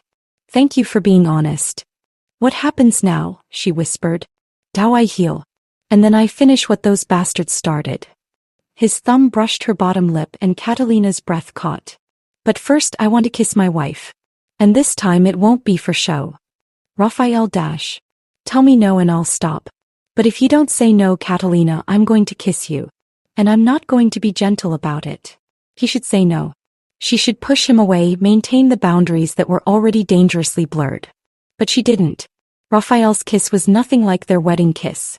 That had been controlled, measured. This was hungry. Desperate. His hand slid into her hair, tilting her head back as his mouth claimed hers with a possessiveness that should have frightened her but instead set her on fire. Catalina kissed him back with equal fervor, her hands finding the bare skin of his shoulders, careful of his injuries but unable to stop touching him. He tasted like coffee and something darker, something dangerous. When they finally broke apart, both breathing hard, Rafael rested his forehead against hers. This changes things, he said. I know. We can't go back to pretending after this. I know that too. Rafael pulled back to look at her, his eyes searching hers. I want you, Catalina. I've wanted you since the moment I saw you. But I need to know, is this just physical for you? Or is it something more? I don't know, she admitted. I don't know what this is. All I know is that I should hate you and I do. But I also dash. What? I also think I might be starting to understand you. And that terrifies me more than anything else in this world. Rafael smiled and it was genuine and warm. Good. Fear means you're paying attention. But understanding? That's dangerous, Catalina. Because if you understand me, you might start to care. And caring makes you vulnerable. Are you trying to warn me away? No. His hand found hers, squeezing gently. I'm trying to be honest. This thing between us, it's real. And real things are messy and complicated and dangerous. Especially in my world. So what do? We take it one day at a time. We train together, we learn each other, we see where this goes. Rafael leaned in and kissed her again, softer this time. And we don't lie to each other. Deal. Deal. A knock at the door interrupted them. Luca's voice called through. Rafael, we have a situation. The Russos are requesting a meeting. Rafael swore under his breath. I'll be down in 5 minutes. You need to rest, Catalina protested. I need to handle this before it escalates. He stood, then swayed slightly. Catalina caught him and he gave her a rueful smile. Maybe I need both. Let Luca handle the meeting. This requires both of us. The Russos are old guard. They need to see me. Rafael cupped her face again. But I promise I'll take it easy. No more fighting 6 guys at once. That's not funny. A little funny. He kissed her forehead. Stay here. Rest. I'll be back in a few hours and then we can continue this conversation. He left and Catalina sank back onto the bed, her mind reeling. What had she just done? She'd kissed Rafael Lombardi. Worse, she'd liked it. Worse than that, she wanted to do it again. This was supposed to be simple. Survive the forced marriage, keep her distance, wait for an opportunity to escape. But escape was looking less and less appealing. And that scared her most of all. Chapter 6. The Devil's Queen. 3 weeks into her marriage, Catalina stood in front of the mirror in her dressing room, barely recognizing herself. The woman staring back at her wore a blood-red dress that hugged every curve, her dark hair styled in elegant waves that cascaded over one shoulder. Diamond earrings, a gift from Rafael, sparkled at her ears. Her makeup was dramatic, smoky eyes and crimson lips that matched the dress. She looked like a mafia wife. She looked dangerous. You look perfect, Sophia said, adjusting the back of the dress. Her friend had come over to help her prepare for tonight's event, a charity gala that would be Catalina's first public appearance as Mrs. Lombardi. Rafael is going to lose his mind when he sees you. That's the idea, Catalina murmured. The past 3 weeks had been a whirlwind. After that night when Rafael had been injured, something had shifted between them. They still fought. Catalina's temper and Rafael's arrogance guaranteed that, but the fights felt different now. Charged with a tension that had nothing to do with anger and everything to do with the chemistry crackling between them. They trained together every day. Hand-to-hand combat, weapons training, tactical awareness. Rafael was a demanding teacher, but Catalina was proving to be an excellent student. She could now field strip a Glock in under a minute, hit a target from 50 yards, and take down a man twice her size if she had the element of surprise. She was becoming dangerous. And she liked it. But they hadn't slept together. Not yet. They'd come close, heated kisses that left them both breathless, hands that wandered but never quite crossed that final line. Rafael seemed determined to let her come to him, and Catalina was equally determined not to give him the satisfaction. It was a game they were both playing. And neither was willing to lose.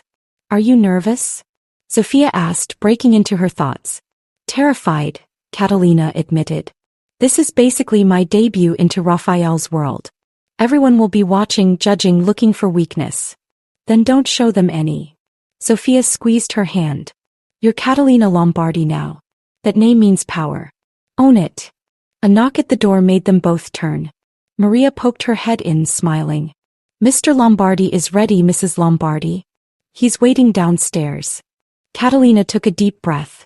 How do I look? Like a queen, Maria said warmly. Now go show them all exactly who you are. Catalina descended the grand staircase, her heels clicking on marble. Rafael stood at the bottom, adjusting his cufflinks. He wore a black tuxedo that fit him like a second skin, his dark hair styled back. A few days' worth of stubble on his jaw that made him look even more devastating. When he looked up and saw her, he went completely still. Cristo, he breathed. You're stunning. You clean up pretty well yourself, Catalina said, fighting to keep her voice steady. The heat in his eyes was making her pulse race. Rafael met her at the bottom of the stairs and took her hand, bringing it to his lips. Red is definitely your color. Though I'm going to spend all night wanting to take this dress off you. Behave. We have an audience. She nodded toward Maria and Sophia, who were watching with matching grins. I never behave. You should know that by now. Rafael offered his arm. Ready to face the wolves? As ready as I'll ever be. The drive to the gala was short. It was being held at the Plaza Hotel in Manhattan. In the car, Rafael briefed her on who would be there. The 5 families will all be represented, he said. Russo, Catalano, Genovese, Costa, and of course, us. There will also be politicians, judges, businessmen, people we own, people who think they're legitimate but take our money all the same. And what's my role in all this? You smile. You're charming. You show them that I have a beautiful, intelligent wife who makes me look respectable. Rafael's hand found hers. But you also watch and listen. These people will underestimate you because you're young and new. Use that. See what you can learn. You want me to spy? I want you to be aware. In this world, information is currency. The more you know, the more valuable you are. He squeezed her hand. And the safer. The plaza was lit up like a jewel. Photographers clustered outside to capture the arrivals. Rafael helped Catalina out of the car and immediately flashbulbs started going off. Mr. Lombardi. Over here. Is this your wife? Mrs. Lombardi, how does it feel to marry New York's most eligible bachelor? Rafael's hand was firm on her lower back as he guided her through the chaos. They paused briefly for photos, Rafael pulling her close, possessive. Catalina smiled and leaned into him, playing the role of the adoring wife. It was getting easier to play. That scared her. Inside, the ballroom was magnificent crystal chandeliers, white roses everywhere, men in tuxedos and women in designer gowns. Champagne flowed freely and a string quartet played soft music. Rafael, a portly man with silver hair, approached, his smile wide but not reaching his eyes. Good to see you. And this must be the lovely Catalina I've been hearing so much about. Catalina, this is Vincent Russo, Rafael said smoothly. Vincent, my wife. Catalina extended her hand and Vincent kissed it with old-world courtesy. A pleasure, my dear. You've certainly tamed our Rafael. I never thought I'd see the day. I'm not sure tamed is the right word, Catalina said with a smile. We're still negotiating the terms. Vincent laughed, a booming sound that attracted attention. I like her. He's got spirit. Good. You need someone who can keep up with you, Rafael. They mingled for the next hour, Rafael introducing her to what felt like hundreds of people. Catalina smiled until her face hurt, made small talk about art and charity work, and all the while she watched. She noticed which men deferred to Rafael and which ones met his eyes with barely concealed hostility. She noticed the women who looked at her with envy or pity or calculation. She noticed everything. You're doing great, Rafael murmured as they paused at the bar. Natural-born politician. I'm exhausted, she admitted. How do you do this all the time? Practice. And alcohol. He ordered them both drinks. We'll stay another hour, make the rounds, and then we can leave. Mr. Lombardi. A cold voice interrupted them. How nice to see you here. Catalina turned to see a man in his 40s, handsome in a severe way, with ice-blue eyes and blonde hair going gray at the temples. Something about him made her skin crawl. Rafael's entire body tensed. Victor. I didn't know you'd been invited. Oh, this is an open event. For charity. Victor's smile was sharp. And who is this lovely creature? Let me guess, the new Mrs. Lombardi I've been hearing so much about. Catalina, this is Victor Kozlov, Rafael said, his voice carefully neutral. An associate. The name clicked. Kozlov. Russian mob. One of Rafael's rivals. Enchanted, Victor said, taking her hand and kissing it just a bit too long. His eyes never left hers, assessing, calculating. Rafael, you have excellent taste. She's exquisite. Thank you, Catalina said coolly, pulling her hand back. I was surprised to hear about your marriage, Victor continued. So sudden. One might even say rushed. But then when you find something you want, why wait? Isn't that right, Rafael? Something like that. Rafael's hand moved to Catalina's waist, a clear signal of possession. Well, I hope you'll be very happy together. Victor's smile widened. Marriage can be such a dangerous institution. So many ways for things to go wrong. Accidents happen all the time. The threat was barely veiled. Catalina felt Rafael's grip tighten on her waist. If you'll excuse us, Rafael said coldly. My wife and I have other people to see. He steered her away before Victor could respond. Once they were out of earshot, Catalina looked up at him. That was a threat, wasn't it? Yes. Rafael's jaw was tight.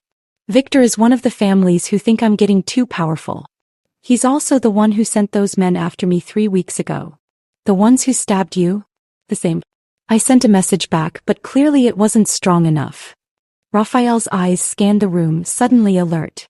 Stay close to me for the rest of the night. And if anything happens, anything, you run. Understand? I'm not running. Catalina dash. You taught me to fight for a reason. I'm not going to run the first time there's actual danger. She met his eyes. We're in this together, remember? Something shifted in Rafael's expression. Pride maybe. Or something deeper. Together, he agreed. The rest of the evening passed without incident, but Catalina could feel the tension radiating from Rafael. His eyes constantly tracked Victor across the room, and she noticed Luca and several other men she recognized as Rafael's soldiers positioning themselves strategically around the ballroom. They were preparing for war. Finally, mercifully, Rafael declared it was time to leave. They made their goodbyes and Rafael escorted her out to the car. But instead of relaxing once they were inside, he pulled out his phone. Luca's status? Pause. Good. Keep 2 men on Kozlov. I want to know everywhere he goes and everyone he talks to. Another pause. No, not tonight. But soon. Very soon. He hung up and looked at Catalina. I'm sorry you had to deal with that. I'm not fragile, Rafael. I can handle a veiled threat from a Russian mobster. He's not just any Russian mobster. Viktor Kozlov is dangerous. Ruthless. He built his empire on the corpses of anyone who got in his way. Rafael's hand found hers. And now he knows you exist. Knows you're important to me. Am I? Important to you? Rafael turned to face her fully. You know you are. This stopped being just business the night you took care of me when I was bleeding. Maybe even before that. Then what is it? I don't know. But I know that if Victor hurts you, I'll burn his entire organization to the ground and salt the earth where it stood. The vehemence in his voice should have scared her. Instead, it sent heat pooling in her stomach. Take me home, she said quietly. That's where we're going. No. Catalina held his gaze. Take me home and come to my room with me. No more games, Rafael. No more waiting. His eyes darkened. Are you sure? I've never been more sure of anything. Rafael leaned forward and spoke to the driver. Faster. The drive home felt like an eternity. They sat in charged silence, Rafael's hand gripping hers, his thumb making circles on her palm that promised so much more. When they finally arrived at the estate, Rafael practically pulled her from the car. They made it through the front door, up the stairs, down the hallway to her room. And then his mouth was on hers, hot and demanding, and Catalina was lost. He backed her against the door, his hands in her hair, on her waist, everywhere. She tugged at his bow tie, desperate to feel his skin. The tie came loose and she started on the buttons of his shirt. Wait, Rafael breathed against her mouth. Are you absolutely sure? Because once we do this, there's no going back. I don't want to go back. Catalina pushed his shirt off his shoulders, running her hands over the warm skin of his chest, careful of the still healing scar on his side. I want you, Rafael. All of you. His control snapped. He lifted her and she wrapped her legs around his waist as he carried her to the bed. He set her down gently, then stood back, his eyes raking over her. You're so beautiful it hurts to look at you, he said roughly. Then stop looking and touch me. He smiled, slow and wicked. Patience, wife. I've been waiting for this moment for weeks. I'm going to take my time. And he did. He undressed her slowly, reverently, pressing kisses to each new inch of exposed skin. When the red dress finally pooled on the floor, he just stood there, looking at her in her black lace underwear like she was a work of art. Perfect, he murmured. You're perfect. Catalina reached for him, pulling him down onto the bed with her. Your turn. She helped him out of the rest of his clothes, her hands exploring the hard planes of his body. He was all muscle and power and barely controlled violence, and she wanted every bit of it. When they finally came together, it was explosive.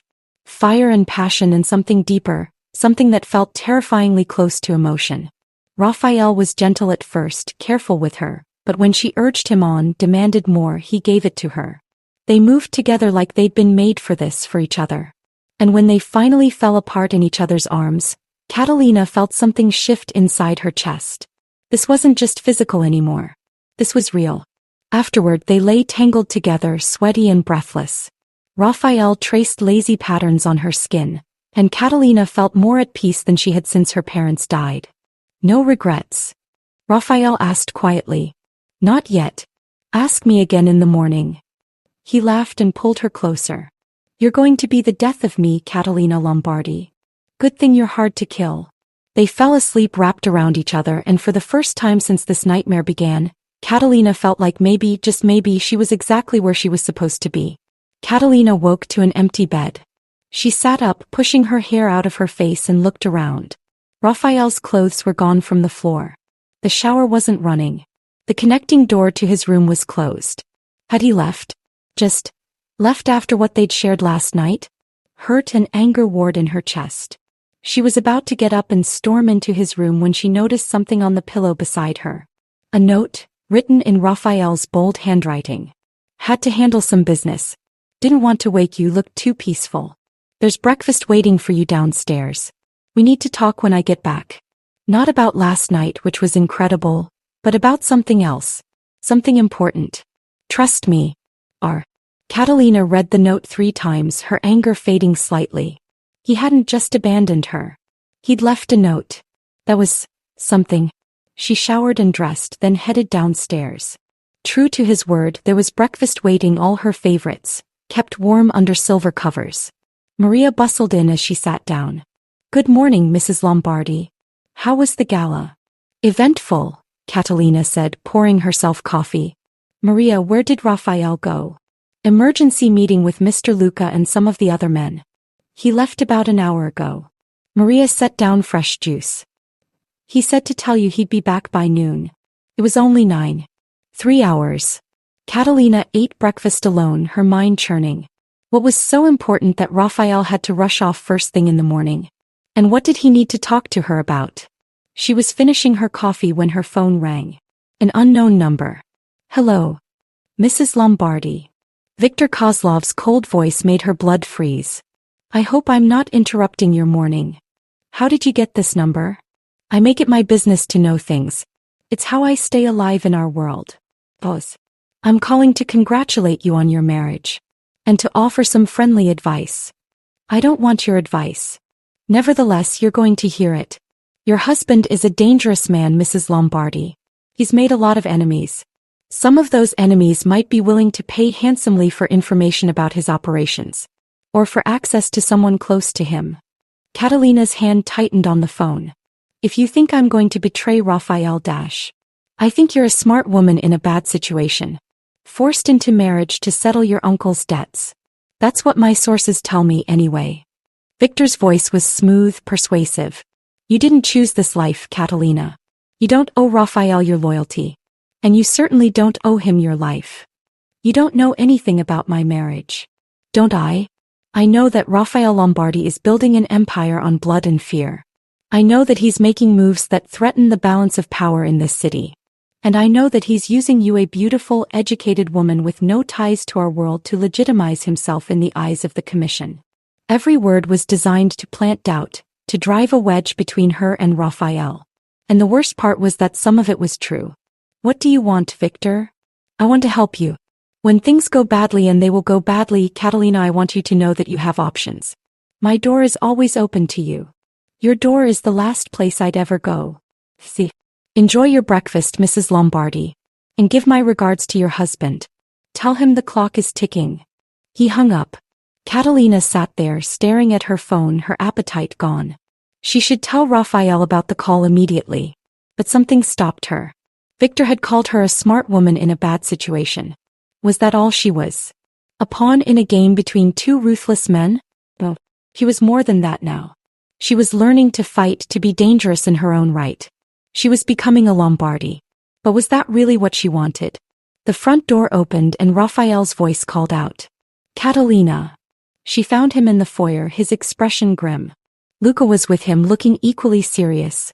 We need to talk, Rafael said. All 3 of us. Now. They went to his study. Rafael poured himself a drink even though it was barely 10 a.m. That was never a good sign. What's wrong? Catalina asked. Rafael exchanged a look with Luka. Viktor Kozlov is making his move. We have intelligence that he's planning something big. An attack on one of our operations. Maybe more than one. When? Soon. Within the next few days. Rafael drained his whiskey. Which means we need to strike first. Hit him before he hits us. You're talking about a war, Catalina said. I'm talking about survival. Rafael set down his glass. Viktor has been a thorn in my side for years. He's ambitious, ruthless, and he's been consolidating power. If we don't stop him now, he's going to become unstoppable. What does this mean for me? It means you need to be more careful than ever. It means you don't leave the estate without armed guards. It means dash. It means I'm a target, Catalina finished. Viktor called me this morning. The silence that followed was deafening. What? Rafael's voice was dangerously quiet. About an hour ago. He congratulated me on our marriage and offered to help me when things go badly. Catalina met his eyes. He knows about Giovanni. About the debt. About how this marriage started. Rafael's face went white with rage. That son of a bitch. Did he threaten you? Not directly. It was more of an invitation. He wants me to think I have options. You don't have options, Rafael said flatly. You're my wife. That's not negotiable. I know that. But Viktor doesn't. Catalina took a breath. Maybe we can use that. Both men stared at her. What are you suggesting? Luka asked carefully. I'm suggesting that Viktor sees me as a weakness. As someone who might be turned against you, Rafael. What if we let him think he's right? What if I pretend to be interested in his offer? Absolutely not, Rafael said immediately. You are not going anywhere near Viktor Kozlov. I'm not talking about meeting him in person. I'm talking about intelligence gathering. If he thinks I'm wavering, he might let something slip. Tell me things about his operation, his plans. She has a point, Luka said slowly. Viktor's arrogant. He thinks he can manipulate anyone. If he believes he's successfully turning Rafael's wife against him dash. No. Rafael's voice was final. It's too dangerous. Viktor is not a man who makes empty threats. If he even suspects she's playing him, he'll kill her. I can handle myself, Catalina argued. You've been training me for weeks. Training for self-defense is not the same as going up against a man like Viktor. Rafael's control was slipping, his voice rising. I won't risk you like that. It's not your decision alone. I'm not just your wife, Rafael.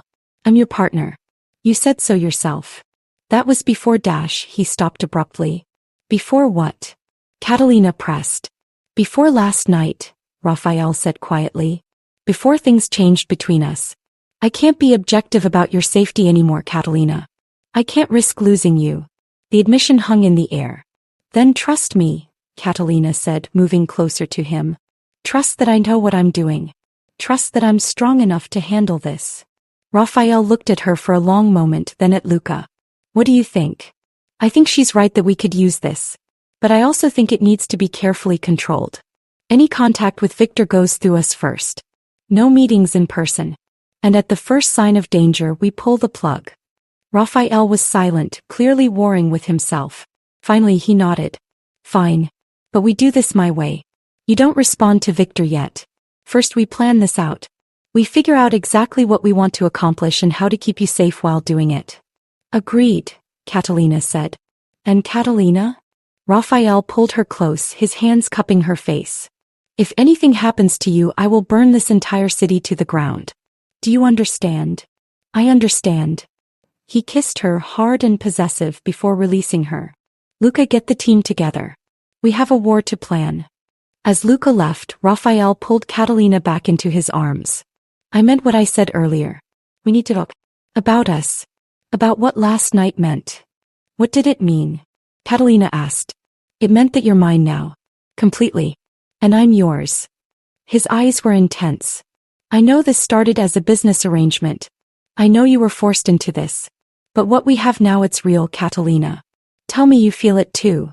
I feel it, she whispered. It terrifies me, but I feel it. Good. Because I'm not letting you go. Ever. No matter what Viktor or anyone else tries. Rafael kissed her forehead. You're the devil's queen now. And that means you're the most dangerous woman in New York. Catalina smiled against his chest. I think I'm okay with that. Outside, storm clouds gathered. War was coming. But for the first time since this nightmare began, Catalina wasn't afraid. She was ready. Chapter 7. Fire and Blood. The war room, because that's what it was, regardless of what Rafael called it, was in the basement of the estate. Catalina had never been down here before.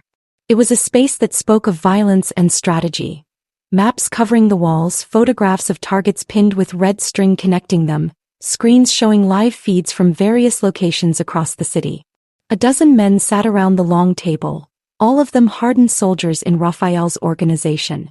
Catalina recognized some from the wedding: Marco, Dante, a few others whose names she'd learned over the past weeks. They all stood when she entered with Rafael, a sign of respect that still felt foreign. Gentlemen, Rafael said, his hand on Catalina's lower back. My wife will be joining us for this briefing. What's discussed in this room stays in this room. Capisce? A chorus of "Yes, boss" echoed around the table. Luca was already there, standing near a large digital screen. We've confirmed Victor's moving a shipment through the port tomorrow night. Weapons mostly. Some pharmaceuticals. Street value around 20 million. He's getting bold, Marco said, a scarred veteran who served as Rafael's head of security. Moving that much product through our territory without permission. It's a test, Rafael said, taking his seat at the head of the table and pulling Catalina into the chair beside him. He wants to see if we'll respond or if we're too weak to enforce our boundaries. So we hit the shipment, Dante suggested. He was younger, maybe 30, with cold eyes that had seen too much. Take the product, send a message. It's a trap, Catalina said quietly. Everyone turned to look at her. What makes you say that? Rafael asked, his tone curious rather than dismissive. Victor called me this morning, remember?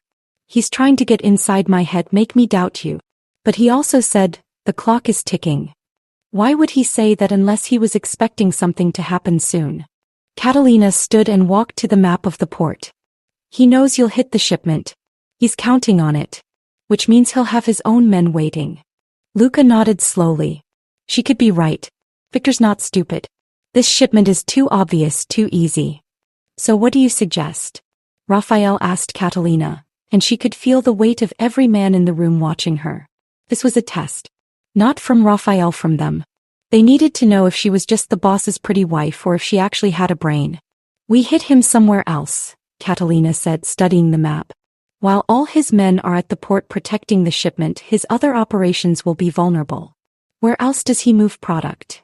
Marco pulled up a file on one of the screens. He's got 3 main distribution points. The port, a warehouse in Red Hook, and a club in Brighton Beach that serves as a front. The club, Catalina said immediately. It's Saturday tomorrow night. It'll be packed with civilians, which means Victor won't expect us to hit it. Too much collateral damage risk. Which is exactly why we shouldn't hit it, Dante argued. Too many witnesses. Too much heat from the cops. Not if we do it right. Catalina turned to Rafael. You said Victor deals in information as much as drugs and weapons. What if we don't go in shooting? What if we go in as customers and lift his data instead? Whatever records he's keeping, whatever dirt he has on people, we take it all. Rafael leaned back in his chair, a slow smile spreading across his face. A digital heist instead of a physical one. Exactly. We get his blackmail material, his client lists, his financial records. Everything. We burn his reputation instead of his warehouse. The room was silent for a moment. Then Luca started laughing. I like it. It's devious. He'll be scrambling to figure out what we took and who we might expose. It's also risky, Marco said. We'd need someone who can hack his systems on site.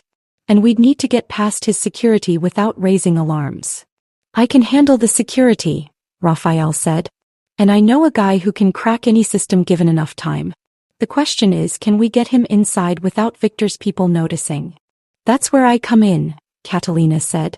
Victor thinks I'm unhappy in this marriage. What if I show up at his club? Create a distraction while your hacker does his work? Absolutely not. Rafael's voice was sharp. We just talked about this. You're not going anywhere near Victor. I won't be near him. I'll be in his club, in public with hundreds of people around. What's he going to do, kidnap me in front of witnesses? Catalina moved back to Rafael's side. Besides, he'll expect you to keep me locked up. Me showing up without you? It'll throw him off balance. Make him think his phone call worked. She's got a point, boss, Luca said carefully. Victor won't be able to resist the opportunity to talk to her, to try to manipulate her. While he's focused on her, we're robbing him blind, Rafael finished. He looked at Catalina, conflict clear in his eyes. I don't like it. You don't have to like it. You just have to trust me. She put her hand over his. I can do this, Rafael. You've trained me for this. The room waited in tense silence while Rafael made his decision. Finally he nodded. Fine. But with conditions. You wear a wire so we can hear everything. You have an armed escort undercover but nearby. And at the first sign of trouble you leave. No heroics. Understood. Understood. Good. Rafael turned back to the room. Luca set it up. Marco, I want a team ready to extract Catalina the second things go sideways. Don't find me the best hacker we've got. Someone who can work fast and stay calm under pressure. The men dispersed to their assignments, leaving Catalina alone with Rafael and Luca.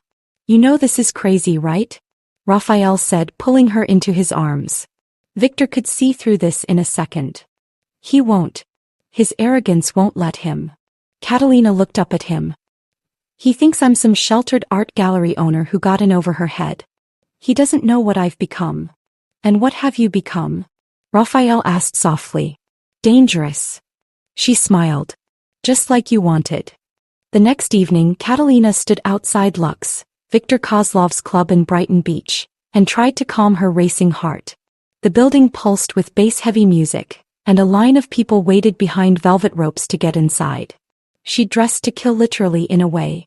A black dress that showed enough skin to be memorable, heels that could double as weapons, and her hair in a sleek ponytail that wouldn't obscure her vision if she needed to fight.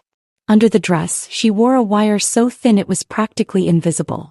In her clutch, a small pistol that Rafael had insisted she carry. And somewhere in the crowd, Marco and two other soldiers watched her back. Testing, she murmured, pretending to check her lipstick in a compact mirror. Loud and clear, Rafael's voice came through the tiny earpiece hidden in her ear. Remember, you're just there for drinks. Scope the place, let Victor see you and get out. The hacker will do the rest. Got it. And Catalina? Be careful. I love you. The words, spoken so casually, made her freeze. They'd never said it before. Not even after sleeping together. It had been too new, too fragile. You pick now to tell me that, she whispered. I pick now because if something goes wrong I need you to know. Pause. I love you. Come back to me. I love you too, she said, surprised to find it was true. Now let's rob this bastard. She walked past the line straight to the door where a massive bouncer stood. He looked her up and down, then spoke into his radio. A moment later he unclipped the rope. Mr. Kozlov says to send you right up, Mrs. Lombardi. So Victor already knew she was here. Good. That meant the distraction was working. Inside, the club was exactly what she'd expected: loud music, beautiful people, the sharp scent of expensive alcohol and cheaper perfume. But underneath the glamour she could see the rot. The too bright eyes of people on drugs. The private rooms where God knew what happened. The men with guns poorly concealed under their jackets. A hostess led her through the crowd and up a flight of stairs to a VIP section overlooking the dance floor. And there, sitting on a white leather couch like a king holding court, was Victor Kozlov. Mrs. Lombardi. He stood, his smile predatory. What an unexpected pleasure. Please join me. Catalina sat across from him, crossing her legs and accepting the champagne he offered. I hope you don't mind me dropping by. I needed to get out of that house for a while. Trouble in paradise already? Victor's blue eyes gleamed. I must say I'm not surprised. Rafael is a difficult man to live with. He's controlling, Catalina said, feeding Victor exactly what he wanted to hear. He treats me like property, not a partner. How disappointing. Though not unexpected. Victor leaned forward. You deserve better, Catalina. May I call you Catalina? Of course. You deserve a man who appreciates you for your intelligence, not just your beauty. Though you are exceptionally beautiful. His eyes raked over her in a way that made her skin crawl. Tell me what brings you to my club tonight. Surely not just the ambience. I wanted to see you, Catalina said, playing her role. After our phone call, I've been thinking about what you said. About having options. And I want to know what those options are. Victor's smile widened. Smart girl. You know, your husband made a lot of enemies when he took over the Lombardi family. He's young, arrogant, thinks he's invincible. But he's not. And when he falls, and he will fall, you don't want to be caught in the rubble. So you keep saying, but what are you offering me, Victor? Protection? Money? What? I'm offering you freedom. He moved to sit beside her on the couch, close enough that she could smell his cologne. Work with me. Tell me about Rafael's operations, his weaknesses. In return, when I take over his territory, you'll be protected. Wealthy. Free to do whatever you want. And if I say no? Then you're a liability. And I eliminate liabilities. The threat was clear despite his pleasant tone. But you're not going to say no, are you, Catalina? You're too smart for that. In her ear, Rafael's voice was tight with barely controlled rage. Get out of there. No. We have what we need. But Catalina couldn't leave yet. Not without planting the seed that would make Victor think he'd won. I need time to think about it, she said. This isn't a decision I can make lightly. Of course. Take all the time you need. Victor's hand landed on her knee, and it took everything in Catalina not to break his fingers. But don't take too long. Events are moving quickly. I'd hate for you to end up on the wrong side of history. I understand. Catalina stood, stepping away from his touch. Thank you for the champagne. And for being honest with me. My pleasure. Victor stood as well. Feel free to come back anytime. My door is always open to you, Catalina. Unlike your husband, I don't keep my woman locked in a cage. Catalina smiled and walked away, her heart pounding. She made it down the stairs, through the crowd, and out the door before she allowed herself to breathe. I'm out, she murmured. Car's pulling up now, Marco's voice came through. Good work, Mrs. L. A black SUV screeched to a stop at the curb, and Catalina climbed in to find Rafael waiting for her. The moment the door closed, he pulled her into his arms. Are you okay? Did he hurt you? I'm fine. He was exactly as disgusting as expected, but I'm fine. Catalina pulled back to look at him. Did we get it? The data. All of it, Lucas said from the front seat, turning to grin at them. His hacker is good, but ours is better. We've got everything: client lists, financial records, blackmail material on half the city. It's a gold mine. Victor's going to know someone hit him, Rafael said. He'll figure it out eventually. Let him. Catalina settled against Rafael's side. By the time he does, we'll already have used the information to destroy him. Rafael kissed the top of her head. You were incredible in there. Terrifying but incredible. I learned from the best. They drove back to the estate in comfortable silence. But Catalina could feel the tension radiating from Rafael. Something was bothering him. What's wrong? She asked when they were alone in their room, his room now. She'd stopped pretending they needed separate spaces. What you said to Victor. About me being controlling, treating you like property. Rafael ran a hand through his hair. Is that how you really feel? No. Catalina cupped his face, making him look at her. That was the role I was playing. You know that. Do I? Because you weren't entirely wrong. I am controlling. I do make decisions without consulting you sometimes. You're also training me to be strong. You're letting me take risks even when it scares you. You're treating me like a partner. She kissed him softly. Yes, you're controlling. But I'm learning to push back. We're finding our balance. Rafael's arms came around her, holding her tight. When he put his hand on you, I almost stormed in there. Marco had to physically restrain me. But you didn't. You trusted me to handle it. I don't like trusting anyone with your safety. Including you. He pulled back to look at her. I meant what I said earlier. I love you, Catalina. I didn't expect to. I didn't want to. But I do. I love you too. She kissed him again, deeper this time. Now stop worrying about what I said to Victor and show me exactly how uncontrolling you can be. Rafael laughed, the tension finally breaking. Challenge accepted. He picked her up and Catalina wrapped her legs around his waist as he carried her to the bed. They made love slowly this time, tenderly, a stark contrast to their usual passionate intensity. And afterward, lying tangled together in the dark, Catalina felt something she hadn't felt in months. Hope. Maybe this could work. Maybe she could have love and power and freedom all at once. Maybe she could be happy. The next morning, Catalina woke to raised voices downstairs. She grabbed a robe and hurried down to find Rafael, Luca, and several other men gathered around the television in the living room. What's going on? Rafael turned, his face grim. Victor made his move. He hit the port shipment last night, ours, not his. The one we were supposed to be protecting. Catalina's stomach dropped. How much did we lose? 15 million in product. 3 men dead. Rafael's jaw was tight. He played us. The whole thing was a setup. There was no shipment coming in for him. It was bait to distract us while he hid our operation. But we got his data dash, which he probably knows about by now. And he's going to use what happened at the port to make us look weak. To make me look weak. Rafael slammed his fist on the table. God damn it. Luca put a hand on his brother's shoulder. We'll retaliate. Hit him back twice as hard. No. Rafael's voice was cold. We're past retaliation. This is war now. Full war. He turned to Catalina and she saw something in his eyes that scared her. A darkness that had been lurking beneath the surface, now fully unleashed. I need you to stay here, he said. Don't leave the estate for any reason. Victor's made this personal, which means he'll come for you to hurt me. Rafael dash. Please, Catalina. Just this once, don't fight me on this. He pulled her close. I can't focus on what needs to be done if I'm worried about you. She wanted to argue, but she saw the fear beneath his anger. So she nodded. Hey, stay. But you come back to me, Rafael. Whatever you have to do, you come back. I will. I promise. He kissed her hard and desperate. I love you. I love you too.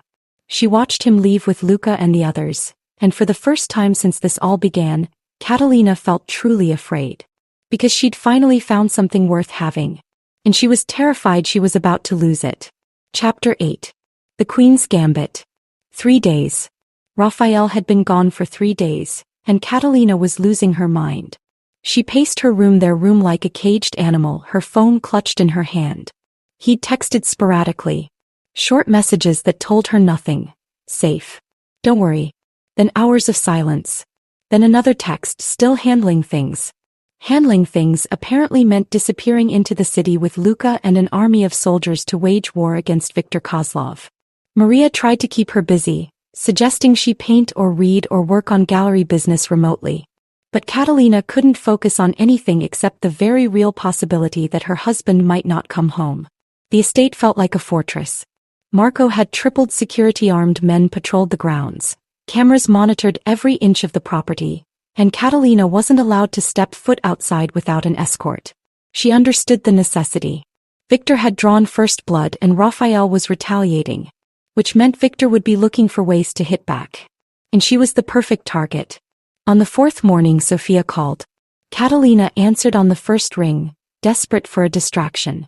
Please tell me you have wedding drama to gossip about, Catalina said. I need to think about something other than my husband possibly dying in a gang war. Actually, I'm calling because I'm worried about you. Sophia's voice was tight. Kat, there are rumors all over the city. People are saying Rafael and the Russian mob are going to war. That bodies are turning up. Is it true? Catalina sank onto the bed. Some of it. Yes. Oh my God. Are you safe? Do you need to leave? You can stay with me, Dash. I'm safer here than anywhere else. It was true. The estate was a fortress and Marco's men were the best. But thank you. This is insane. You shouldn't have to live like this, Kat. You should dash. A crash downstairs cut off Sophia's words. Then shouting. Gunfire. Kat? What was that? Catalina's blood went cold. I have to go. She hung up and ran to the door, but it was locked from the outside. When had that happened? She rattled the handle, panic rising in her chest. Marco, she shouted. Maria. What's happening? More gunfire. Closer this time. Men shouting in Russian. Victor had found her. Catalina ran to the nightstand and grabbed the Glock Rafael had insisted she keep there. She checked the magazine fully loaded and chambered around. Her hands were surprisingly steady despite her racing heart. All those hours of training were about to pay off. She moved to the window and looked out. The grounds were chaos. Bodies on the lawn, some of Marco's men, some she didn't recognize. Black SUVs had crashed through the front gates, and men with automatic weapons were advancing on the house. So much for a fortress, she muttered. An explosion rocked the house and Catalina heard the front door being blown open. Heavy footsteps on the stairs. They were coming for her. She looked around frantically. The room had one door locked from outside. The windows overlooked a 20-foot drop. The bathroom connected to Rafael's office, but that door was also locked. She was trapped. The footsteps stopped outside her door. Catalina raised her gun, aiming at chest height, just like Rafael had taught her. Mrs. Lombardi, a voice called in heavily accented English. Mr. Kozlov would like to speak with you. You can come peacefully or we can come in there and get you. Your choice. How about option 3? Catalina called back. You leave and I don't shoot you through this door. Laughter. Mr. Kozlov said you had spirit. But you are outnumbered, Mrs. Lombardi. We have 15 men in this house. How many bullets do you have? 17 in the magazine, 1 in the chamber. Not nearly enough. But she'd be damned if she went down without a fight. Let me think about it, she called, buying time while her mind raced. The window was her only option. She grabbed her phone and texted Rafael, Victor's men at the estate. I love you. Then she ran to the window, grabbed a heavy chair and smashed it through the glass. The security alarm shrieked to life, pointless now, but maybe it would alert someone who could help. Behind her the door exploded inward. Catalina spun and fired 3 shots, aiming for center mass just like Rafael had taught her. 2 men went down. The third dove for cover. She didn't wait to see if they were dead. She climbed onto the window ledge, 20 feet of empty air beneath her. Below, a stone patio that would probably break every bone in her body. Better than what Victor had planned for her. Stop or we shoot, someone shouted. Catalina looked back to see 5 men crowding into the room, guns raised. She recognized one of them from the club, Victor's head of security. You shoot me, Victor will kill you himself, she said, hoping it was true. He wants me alive. True. But he didn't say undamaged. The man smiled. Come down from there, Mrs. Lombardi. Last warning. Catalina looked down again. 20 feet. Maybe she could. A hand grabbed her ankle. He pulled the trigger on instinct, the shot going wide. Someone grabbed her other leg and then she was being hauled backward into the room. He fought like a wildcat, kicking and clawing, but there were too many of them. They wrestled the gun away from her. Someone zip-tied her hands behind her back. A bag was shoved over her head, plunging her into darkness. Victor's going to be very pleased, a voice said. The devil's wife, gift-wrapped. She was dragged from the room, down the stairs and outside. The autumn air was cold on her skin. She could hear sirens in the distance. Someone had called the police. But they'd be too late. They threw her into a vehicle. An engine roared to life and they were moving. Catalina tried to stay calm, to remember her training. But terror was a living thing in her chest, threatening to consume her. Rafael would come for her. She knew he would. She just had to survive long enough for him to find her. They drove for what felt like hours but was probably only 30 minutes. When the vehicle finally stopped, Catalina was hauled out and marched through what sounded like a warehouse, her footsteps echoing on concrete, the smell of oil and rust. Someone cut the zip ties off her wrists and the bag was ripped from her head. Catalina blinked against the sudden light. She was in a large warehouse, mostly empty except for some crates and a few chairs. And sitting in one of those chairs, looking perfectly composed, was Victor Kozlov. Catalina. He stood, smoothing his suit. I'm so sorry about the rough treatment. I did tell my men to be gentle, but you know how it is. Language barriers and all that. Go to hell. Victor smiled. Still so much spirit. I like that about you. It's going to make this so much more interesting. Rafael will kill you for this. You know that, right? Will he? I'm counting on him trying. Victor walked closer, circling her like a predator. That's the whole point, my dear. Rafael loves you, even I can see that. Which means he'll do something stupid to get you back. He'll expose himself, make mistakes. And when he does, I'll be waiting. So I'm bait. Your leverage. There's a difference. Victor stopped in front of her. I'm going to make your husband a very simple offer. He gives me his territory, his operations, everything. In exchange he gets you back alive. Relatively unharmed. Relatively. Well, I might have to hurt you a little. Just to prove I'm serious. Victor's hand shot out and grabbed her chin, forcing her to look at him. But nothing permanent. I'm not a monster, Catalina. She spat in his face. Victor released her with a laugh, wiping his face with a handkerchief. Yes, you'll do nicely. Take her to the back room. Make sure she's comfortable. We want her looking her best for the video call with Rafael. Two men grabbed her arms and dragged her toward a door at the back of the warehouse. The room beyond was small, windowless, with a single chair bolted to the floor and a camera on a tripod pointed at it. They shoved her into the chair and used zip ties to secure her wrists to the arms. One of them set up the camera while the other stood guard. Mr. Kozlov will be in shortly, the guard said in broken English. You be good, yes? Make this easy for everyone. He left, locking the door behind him. Catalina tested the zip ties. They were tight, cutting into her skin, but she could feel a little give. She could find something sharp. She looked around the room. Bare concrete walls, no windows, nothing within reach. The camera's red light blinked, already recording.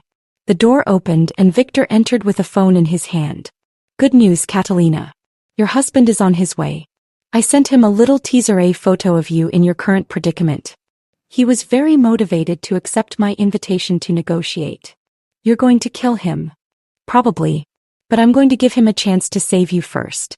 I'm not completely heartless. Victor positioned himself beside the camera. Now when I start recording I want you to look scared. Can you do that for me? I don't have to act. Perfect. He hit a button on the phone. Rafael, my friend. I believe I have something that belongs to you. Rafael arrived at the warehouse exactly 1 hour later, right on schedule. Victor had chosen the location carefully, an abandoned industrial area near the docks, isolated and easy to defend. He watched on the security monitors as 3 black SUVs pulled up outside. Rafael emerged from the center vehicle, flanked by Luca and 4 other armed men. He looked like death incarnate, his face a mask of cold fury, his eyes promising violence. Right on time, Victor murmured. I do appreciate punctuality. He walked out to meet Rafael in the center of the warehouse floor, keeping plenty of distance between them.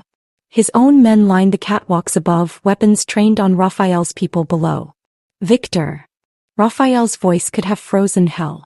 Where is she? Safe. For now. Victor smiled. Did you bring what I asked for? Rafael tossed a USB drive at Victor's feet. Transfer codes for all my accounts. Lists of my operations, my people, my territory. Everything you wanted. Now give me my wife. Victor picked up the drive, examining it. Just like that. No negotiations. No trying to bargain. You have Catalina. You have all the leverage. Rafael's hands clenched into fists. Take what you want and give her back to me. I will. After I verify this is real and not a trap. Victor pocketed the drive. But first I want you to know something, Rafael. This isn't just about territory or power. This is about respect. You came into this city acting like you owned it, like the old rules didn't apply to you. You needed to be taught a lesson. Consider me educated. Now where the fuck is my wife? Victor gestured to his men, and they dragged Catalina out from the back room. Rafael's composure shattered. Catalina. She looked terrible, hair disheveled, blood on her face from where they'd hit her to make the earlier video more convincing, her wrists raw from the zip ties. But her eyes were fierce, unbroken. I'm okay, she called out. Rafael, don't give him anything. It's a trap dash. One of Victor's men backhanded her, and Rafael moved forward with a snarl. Immediately, a dozen guns cocked, all aimed at him. Easy, Victor said. Let's not do anything rash. I said I'd give her back and I will. After you do one more thing for me. What? Rafael's voice was deadly calm now, which somehow made it more terrifying. Kneel. The word hung in the air. What? Rafael said quietly. Kneel. Show me that you understand your place. Show everyone here that the great Rafael Lombardi can be humbled. Victor's smile was vicious. Do that and I'll let you both walk out of here. For a long moment Rafael just stared at him. Then slowly he lowered himself to one knee. The humiliation of it was palpable. Luca started forward, but Rafael held up a hand, stopping him. There, Rafael said, his eyes never leaving Victor. Satisfied. Almost. Victor walked closer, circling the kneeling man. I want you to say it. Say, Victor Kozlov is my master. Don't you dare, Catalina shouted. Rafael, don't dash. Victor Kozlov, Rafael said clearly, is a dead man. Everything happened at once. Rafael's hand moved faster than Victor could track, pulling a gun from an ankle holster. The shot took Victor in the shoulder, spinning him around. Chaos erupted. Gunfire exploded from every direction. Rafael's men had been hiding in the rafters, on the catwalks, in the shadows, twice as many as Victor had thought. The ambush Victor had planned became his own trap. Rafael was moving, firing with lethal precision. Each shot found its target. He was a storm of violence, cutting through Victor's men like they were nothing. Luca fought his way to Catalina, cutting her zip ties. Can you walk? I can run. She grabbed a gun from a fallen man. Where's Rafael? Getting himself killed, probably. Come on. They made it to the door just as an explosion rocked the warehouse. Someone had thrown a grenade. Catalina looked back to see Rafael still fighting, surrounded by bodies, his suit soaked in blood. Rafael, she screamed. He looked up, their eyes meeting across the smoke and chaos. Go. Get out of here. Not without you. But Luca was dragging her away, and she didn't have the strength to fight him. They burst out of the warehouse into the night air, where more of Rafael's men were waiting. Boss is still inside, Luca shouted. Marco, take Catalina to the safe house. I'm going back for Rafael. The hell you are. Catalina wrenched free of Marco's grip. I'm not leaving him. She ran back toward the warehouse entrance, ignoring the shouts behind her. Inside, the smoke was thicker now, and the gunfire had decreased to sporadic shots. Bodies littered the floor. She found Rafael standing over Victor, his gun aimed at the Russian's head. Victor was on the ground, bleeding from multiple wounds but still alive. You should have stayed down, Rafael said coldly. Tao, you die. Rafael, wait, Catalina called. He didn't lower the gun. Why? Give me one good reason why I shouldn't end this right now. Because killing him makes him a martyr. His people will never stop coming for us. Catalina moved to his side, placing her hand over his on the gun. But if we let him live, humiliated and defeated, he becomes a warning to everyone else. Don't fuck with the Lombardis. Rafael looked at her, something like admiration in his eyes. You're more ruthless than I am. I learned from the best. He lowered the gun. You're right. Death is too easy for him. Rafael crouched beside Victor. Here's what's going to happen. You're going to disappear. Leave New York, leave the East Coast, leave the fucking country. If I ever see your face again, I won't hesitate. Understood? Victor nodded weakly, blood bubbling from his lips. Good. Rafael stood and took Catalina's hand. Let's go home. They walked out of the warehouse together, past the bodies, through the smoke. Outside, dawn was breaking over the city. The war was over. They'd won. A week later, Catalina stood in front of the mirror in their bedroom, adjusting the necklace Rafael had given her. Diamonds and rubies like her engagement ring. A queen's jewels for the devil's queen. The past week had been a blur of cleanup. Victor had fled to Moscow with his tail between his legs. His territory had been absorbed into Rafael's empire. The other families had sent congratulations, barely veiled relief that someone had finally put Victor in his place. And Catalina had been right there beside Rafael through all of it. Not as decoration but as partner. His equal. Rafael appeared behind her in the mirror, wrapping his arms around her waist. Ready for tonight? Tonight was a celebration dinner with the commission, the ruling body of the 5 families. Rafael's official introduction of his wife to the old guard. As ready as I'll ever be, Catalina said, leaning back into his embrace. You saved my life, you know. In that warehouse. Rafael pressed a kiss to her neck. If you hadn't convinced me to spare Victor, to think strategically instead of emotionally, I might have started a war I couldn't win. We saved each other. That's what partners do.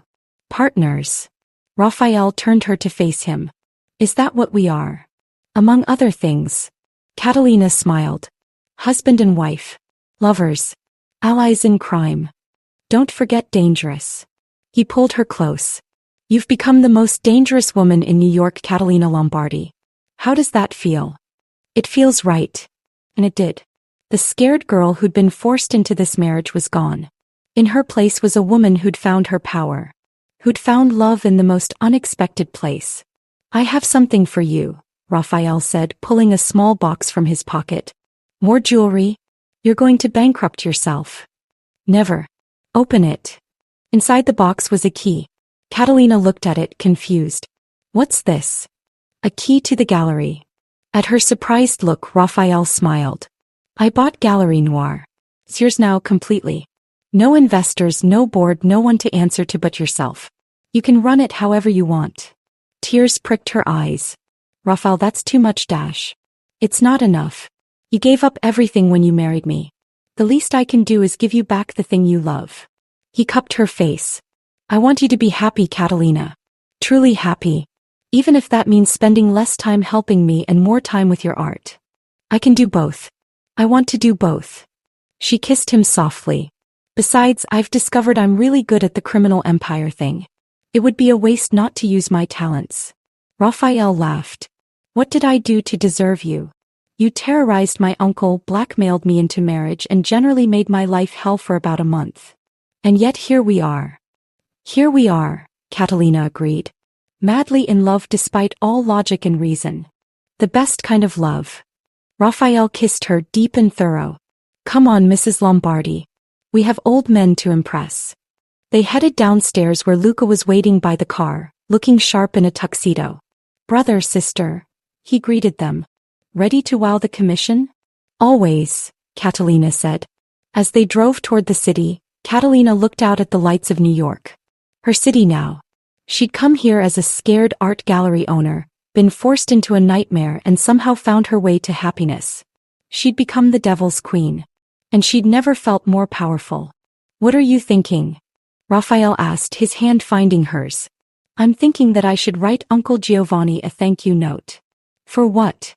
For stealing from you. For forcing this marriage. Catalina squeezed his hand. If he hadn't, I never would have found you. Never would have found this life. This power. This love. Rafael raised her hand to his lips. I'm thinking the same thing. Though I'm still going to make him sweat whenever I see him. Naturally. You have a reputation to maintain. Speaking of which. Rafael's expression turned serious. The commission is going to test you tonight. They're going to want to see if you're worthy of the Lombardi name. If you can handle the pressure. Let them test me. Catalina's smile was sharp. I'll show them exactly who I am. And they'll learn the same lesson Victor did. What's that? Don't fuck with the queen. Rafael's laugh was pure joy. I love you, Catalina Lombardi. I love you too, Rafael. Now let's go rule New York. And they did. Epilogue. 1 year later. The penthouse apartment overlooked Central Park, 50 stories of steel and glass that caught the morning sun and turned it into liquid gold. Catalina stood at the floor-to-ceiling windows, a cup of coffee in her hands, watching the city wake up below her. Their city. Behind her, she heard Rafael moving through the apartment, the familiar sounds of his morning routine. The coffee machine hissing, the rustle of the newspaper, his phone buzzing with messages from Luca about the day's business. A year. It had been exactly 1 year since that night at the warehouse, since she'd stood beside Rafael and chosen to let Victor live. Chosen to be ruthless in a different way. It had been the right choice. Victor's humiliation had spread through the underworld like wildfire. The Russian who'd been broken by the Lombardis. The man who'd lost everything and fled with his tail between his legs. Other families had taken note. Some had reached out with offers of alliance. Others had simply stayed out of Rafael's way. The Lombardi Empire had never been stronger. And neither had Catalina. You're up early, Rafael said, wrapping his arms around her from behind and resting his chin on her shoulder. Couldn't sleep. Too much on my mind. Catalina leaned back into his warmth. The exhibition opens tonight. I'm nervous. You? Nervous. Rafael kissed her neck. The woman who stared down Victor Kozlov is nervous about an art show? It's different. This is personal. Catalina turned in his arms. These paintings, they're all from the past year. Our year. They're dark and violent and beautiful, and I'm terrified people will hate them. They won't hate them. They'll be mesmerized by them just like I am every time I see you work. Rafael tucked a strand of hair behind her ear. Besides, half of New York's elite already bought tickets. The show sold out in 3 hours. Because they want to see the devil's wife's artwork. They're coming for the spectacle, not the art. Then let them come for the spectacle and leave having seen something that changes them. Isn't that what art is supposed to do? Catalina smiled. When did you become so philosophical about art? I've been living with an artist for a year. Some of it had to rub off. Rafael glanced at his watch. I have a meeting with the commission at 10. The vote on the Atlantic City expansion. They're going to approve it. They'd be stupid not to. Probably. But I learned from my wife to never underestimate the stupidity of old men protecting their territory. He kissed her forehead. Will you be okay today? I know opening nights make you anxious. I'll be fine. Sofia's coming over to help me get ready. And Luca promised to handle security at the gallery. Speaking of Luca, Rafael's expression turned sly. Have you noticed anything between him and Sofia? Catalina laughed. You mean the way they can't stop looking at each other when they think no one's watching? Or the way she accidentally runs into him at every family dinner? So I'm not imagining it. Definitely not. I give them 2 months before they admit what's already happening. I'll take that bet. 1 month. Rafael pulled her close. My brother's not exactly known for his patience. They stood there for a moment, wrapped in each other, watching the city. It was these quiet moments that Catalina treasured most. The calm between storms, the peace they'd built together. I have something to tell you, she said quietly. Rafael pulled back to look at her, concern in his eyes. What's wrong? Nothing's wrong. It's just she took a breath. I'm pregnant. The silence stretched for 3 heartbeats. Then Rafael's face transformed, joy and wonder replacing everything else. You were about 8 weeks. I found out yesterday. Wanted to wait to tell you until I was sure. Rafael lifted her off her feet, spinning her around, his laugh pure and unguarded. When he set her down, there were tears in his eyes. A baby. We're having a baby. Are you happy? Catalina asked, suddenly uncertain. I know we never really talked about Happy? Catalina, I'm He seemed to struggle for words. I never thought I'd have this. A family. A real family. I thought I'd die alone in some warehouse, probably killed by an enemy I'd made. But then you walked into my life and everything changed. He knelt before her, his hands on her still flat stomach. You've given me everything. Love, partnership, a reason to build something that lasts beyond the next deal. And now a child. His voice cracked. How do I even begin to deserve you? Catalina ran her fingers through his hair. You don't have to deserve me. You just have to love me. And protect us. And maybe change a few diapers. Rafael laughed, standing and pulling her into a fierce embrace. I can do all of that. I will do all of that. He pulled back, suddenly serious. But we need to increase security. A baby makes you more vulnerable, makes us both Rafael. Catalina put a finger to his lips. I know. We'll be careful. We'll be smart. But we're not going to live in fear. Our child is going to grow up strong and loved and safe. Our child, Rafael repeated like he was testing out the words. Do you think it's a boy or a girl? Too early to tell. Does it matter? No. Either way, they're going to be terrifying. With your brains and my everything else. He grinned. The other families won't know what hit them. Who says our child is going into the family business? Rafael raised an eyebrow. You really think we could raise a kid in this world and have them choose a normal life? I chose art. After you chose to be a mafia queen. And you're still running half my operations. Rafael kissed her. But whatever they want to be, whatever they choose, will support them. As long as they're happy and safe. Look at you being a protective father already. I've had practice protecting the people I love. His hand rested on her stomach. This just raises the stakes. Catalina's phone buzzed with a text from Sofia. OMG, are you ready for tonight? I'm bringing the good champagne. Wait, can you drink champagne? Whatever, I'm bringing it anyway. I should tell Sofia about the baby, Catalina said. And I should tell Luca. He'll want to start planning the baby's security detail immediately. At Catalina's look, Rafael laughed. I'm only half joking. Luca takes these things very seriously. He's going to be an overprotective uncle. The best kind. Rafael checked his watch again. I really do need to go. But tonight, after your exhibition, we celebrate. Both your show and our news. Sounds perfect. He kissed her once more, long and deep, before reluctantly pulling away. I love you, Mrs. Lombardi. I love you too. Now go convince those old men to give you Atlantic City. Already done. They just don't know it yet. After Rafael left, Catalina returned to the windows, her hand unconsciously moving to her stomach. Baby. Their baby. A year ago she never would have imagined this moment. Never would have believed she could be standing here, happy in love, carrying the child of a man she'd once thought was a monster. Life was strange that way. Her phone rang. Uncle Giovanni. She'd forgiven him eventually. It had taken months and their relationship would never be what it was, but she'd come to understand that he'd been desperate, trapped, making impossible choices. Not so different from her, really. Uncle Gio, she answered. Catalina. I wanted to wish you luck tonight. I know your first solo exhibition is a big deal. Thank you. Are you coming? Wouldn't miss it. I'm bringing a date actually. I hope that's okay. Catalina smiled. Giovanni had been seeing someone for the past few months, a widow named Angela who ran a bakery in Little Italy. It was good to hear him sound happy again. Of course it's okay. I can't wait to meet her. And I can't wait to see your work. I'm very proud of you, you know. For everything you've become. Even the Mafia queen part? Giovanni laughed. Especially that part. Your father would have been proud too. He always said you had fire in you. The mention of her father made her throat tight. Thanks, Uncle Gio. I'll see you tonight.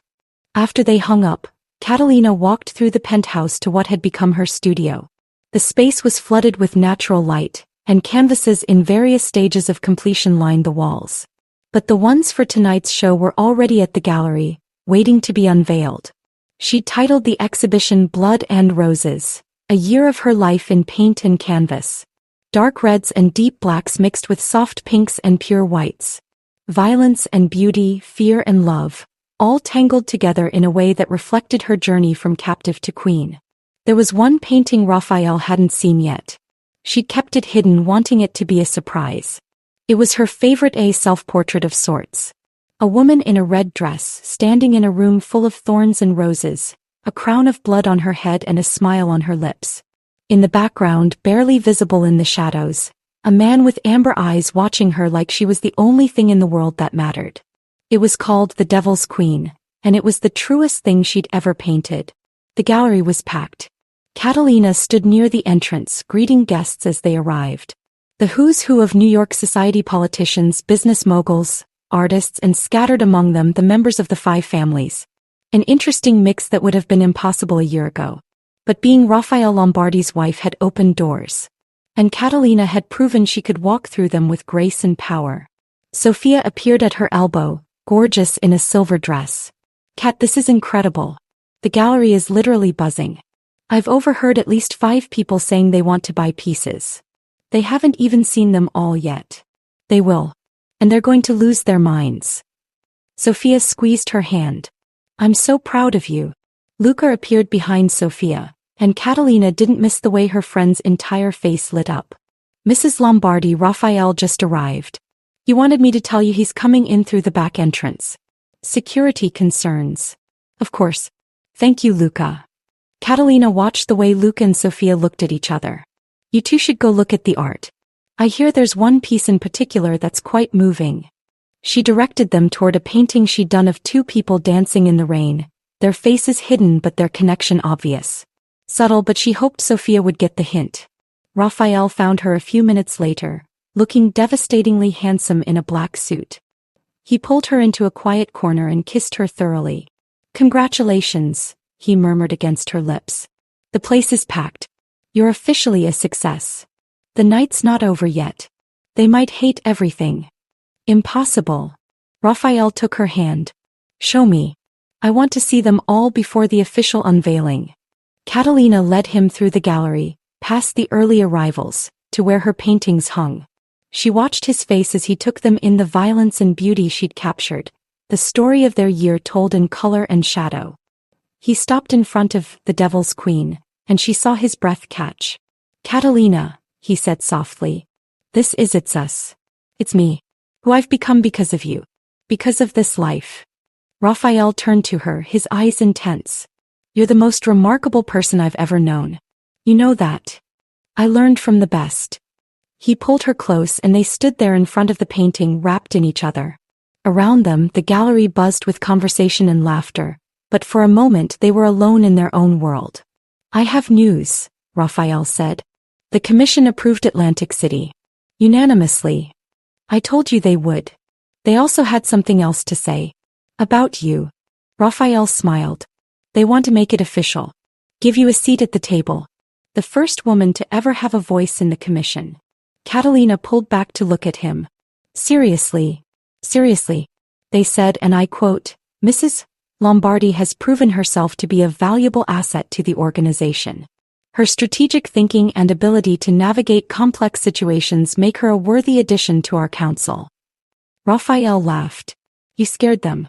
They want you on their side." "What did you say?" "I said it was your decision. But that they'd be lucky to have you." Catalina considered it. A year ago she would have been horrified at the idea. But now it felt right. She'd helped build this empire. She'd earned her place in it. "I'll do it," she said. "On one condition." "Name it." "We start legitimate businesses too. Art galleries, restaurants, whatever. I want our child to have choices. To be able to walk away from this life if they want to." Rafael was quiet for a moment, then nodded. "Done. I'll have Luca start looking into opportunities. We'll build something clean alongside everything else. For our child. For our future," Catalina corrected. The gallery director appeared, looking frazzled. "Mrs. Lombardi, we're ready to begin the official unveiling. If you could say a few words." Catalina took a deep breath. "Ready?" she asked Rafael. "Always." He kissed her hand. "Go show them who you are." She walked to the center of the gallery where a small podium had been set up. The crowd quieted, all eyes turning to her. A year ago this much attention would have terrified her. Now she owned it. "Thank you all for coming," she began, her voice strong and clear. "This exhibition is called Blood and Roses, and it represents a year of transformation. A year of discovering who I am and what I'm capable of. These paintings are dark because life is dark sometimes. They're violent because growth can be violent. But they're also beautiful because even in the darkest moments, there's beauty to be found." She paused, her eyes finding Rafael in the crowd. "Someone very wise once told me that I could spend my life mourning what I'd lost or I could build something new. I chose to build. And what I've built is stronger and more beautiful than anything I could have imagined. These paintings are my truth. Raw and unfiltered. I hope they speak to you the way they spoke to me as I created them. Thank you." Applause erupted through the gallery. As Catalina stepped down from the podium, she was immediately surrounded by people wanting to talk, to buy, to congratulate. But through it all she kept one eye on Rafael, who watched her with unmistakable pride and love. Hours later, after the last guest had left and the gallery was finally quiet, Catalina and Rafael stood alone among her paintings. 12 paintings sold," she said, still slightly in shock. 12. And the gallery director said there are bids on 3 more. Told you they'd love them." Rafael wrapped his arms around her from behind. "You're officially a successful artist. How does it feel?" "Surreal. A year ago I was nobody. Just a girl running a small gallery in Soho. Now I'm a renowned artist. Mafia queen. A soon-to-be mother. My wife." Rafael turned her to face him. "You're everything, Catalina. My everything." She kissed him, pouring all her love and gratitude into it. "Take me home," she whispered. "I want to celebrate properly. Your wish is my command, Mrs. Lombardi." As they left the gallery, walking past the painting of the woman in the crown of blood, Catalina thought about everything that had brought her to this moment. The forced marriage, the fear, the gradual transformation from victim to partner to queen. She wouldn't change any of it. Because every moment of darkness had led her here. To love. To power. To a life she'd never imagined but couldn't imagine living without. They stepped out into the New York night, the city lights glittering around them like diamonds. Rafael's hand was warm in hers, steady and sure. "What are you thinking?" he asked as they walked to the car. I'm thinking that I should write a thank you note to Viktor Kozlov. Rafael laughed. For trying to kill us? For failing. Because surviving him made us stronger. Catalina squeezed his hand. We've survived everything the world threw at us. We can survive anything. Together, Rafael agreed. Together, Catalina echoed. And as they drove through the city they'd claimed as their own, toward the home they'd built together, Catalina felt something she'd never expected to feel in this life. Peace. She was the Devil's Queen. A role she'd never wanted but had grown into with fire and blood and roses. And she wouldn't trade it for anything in the world. The end.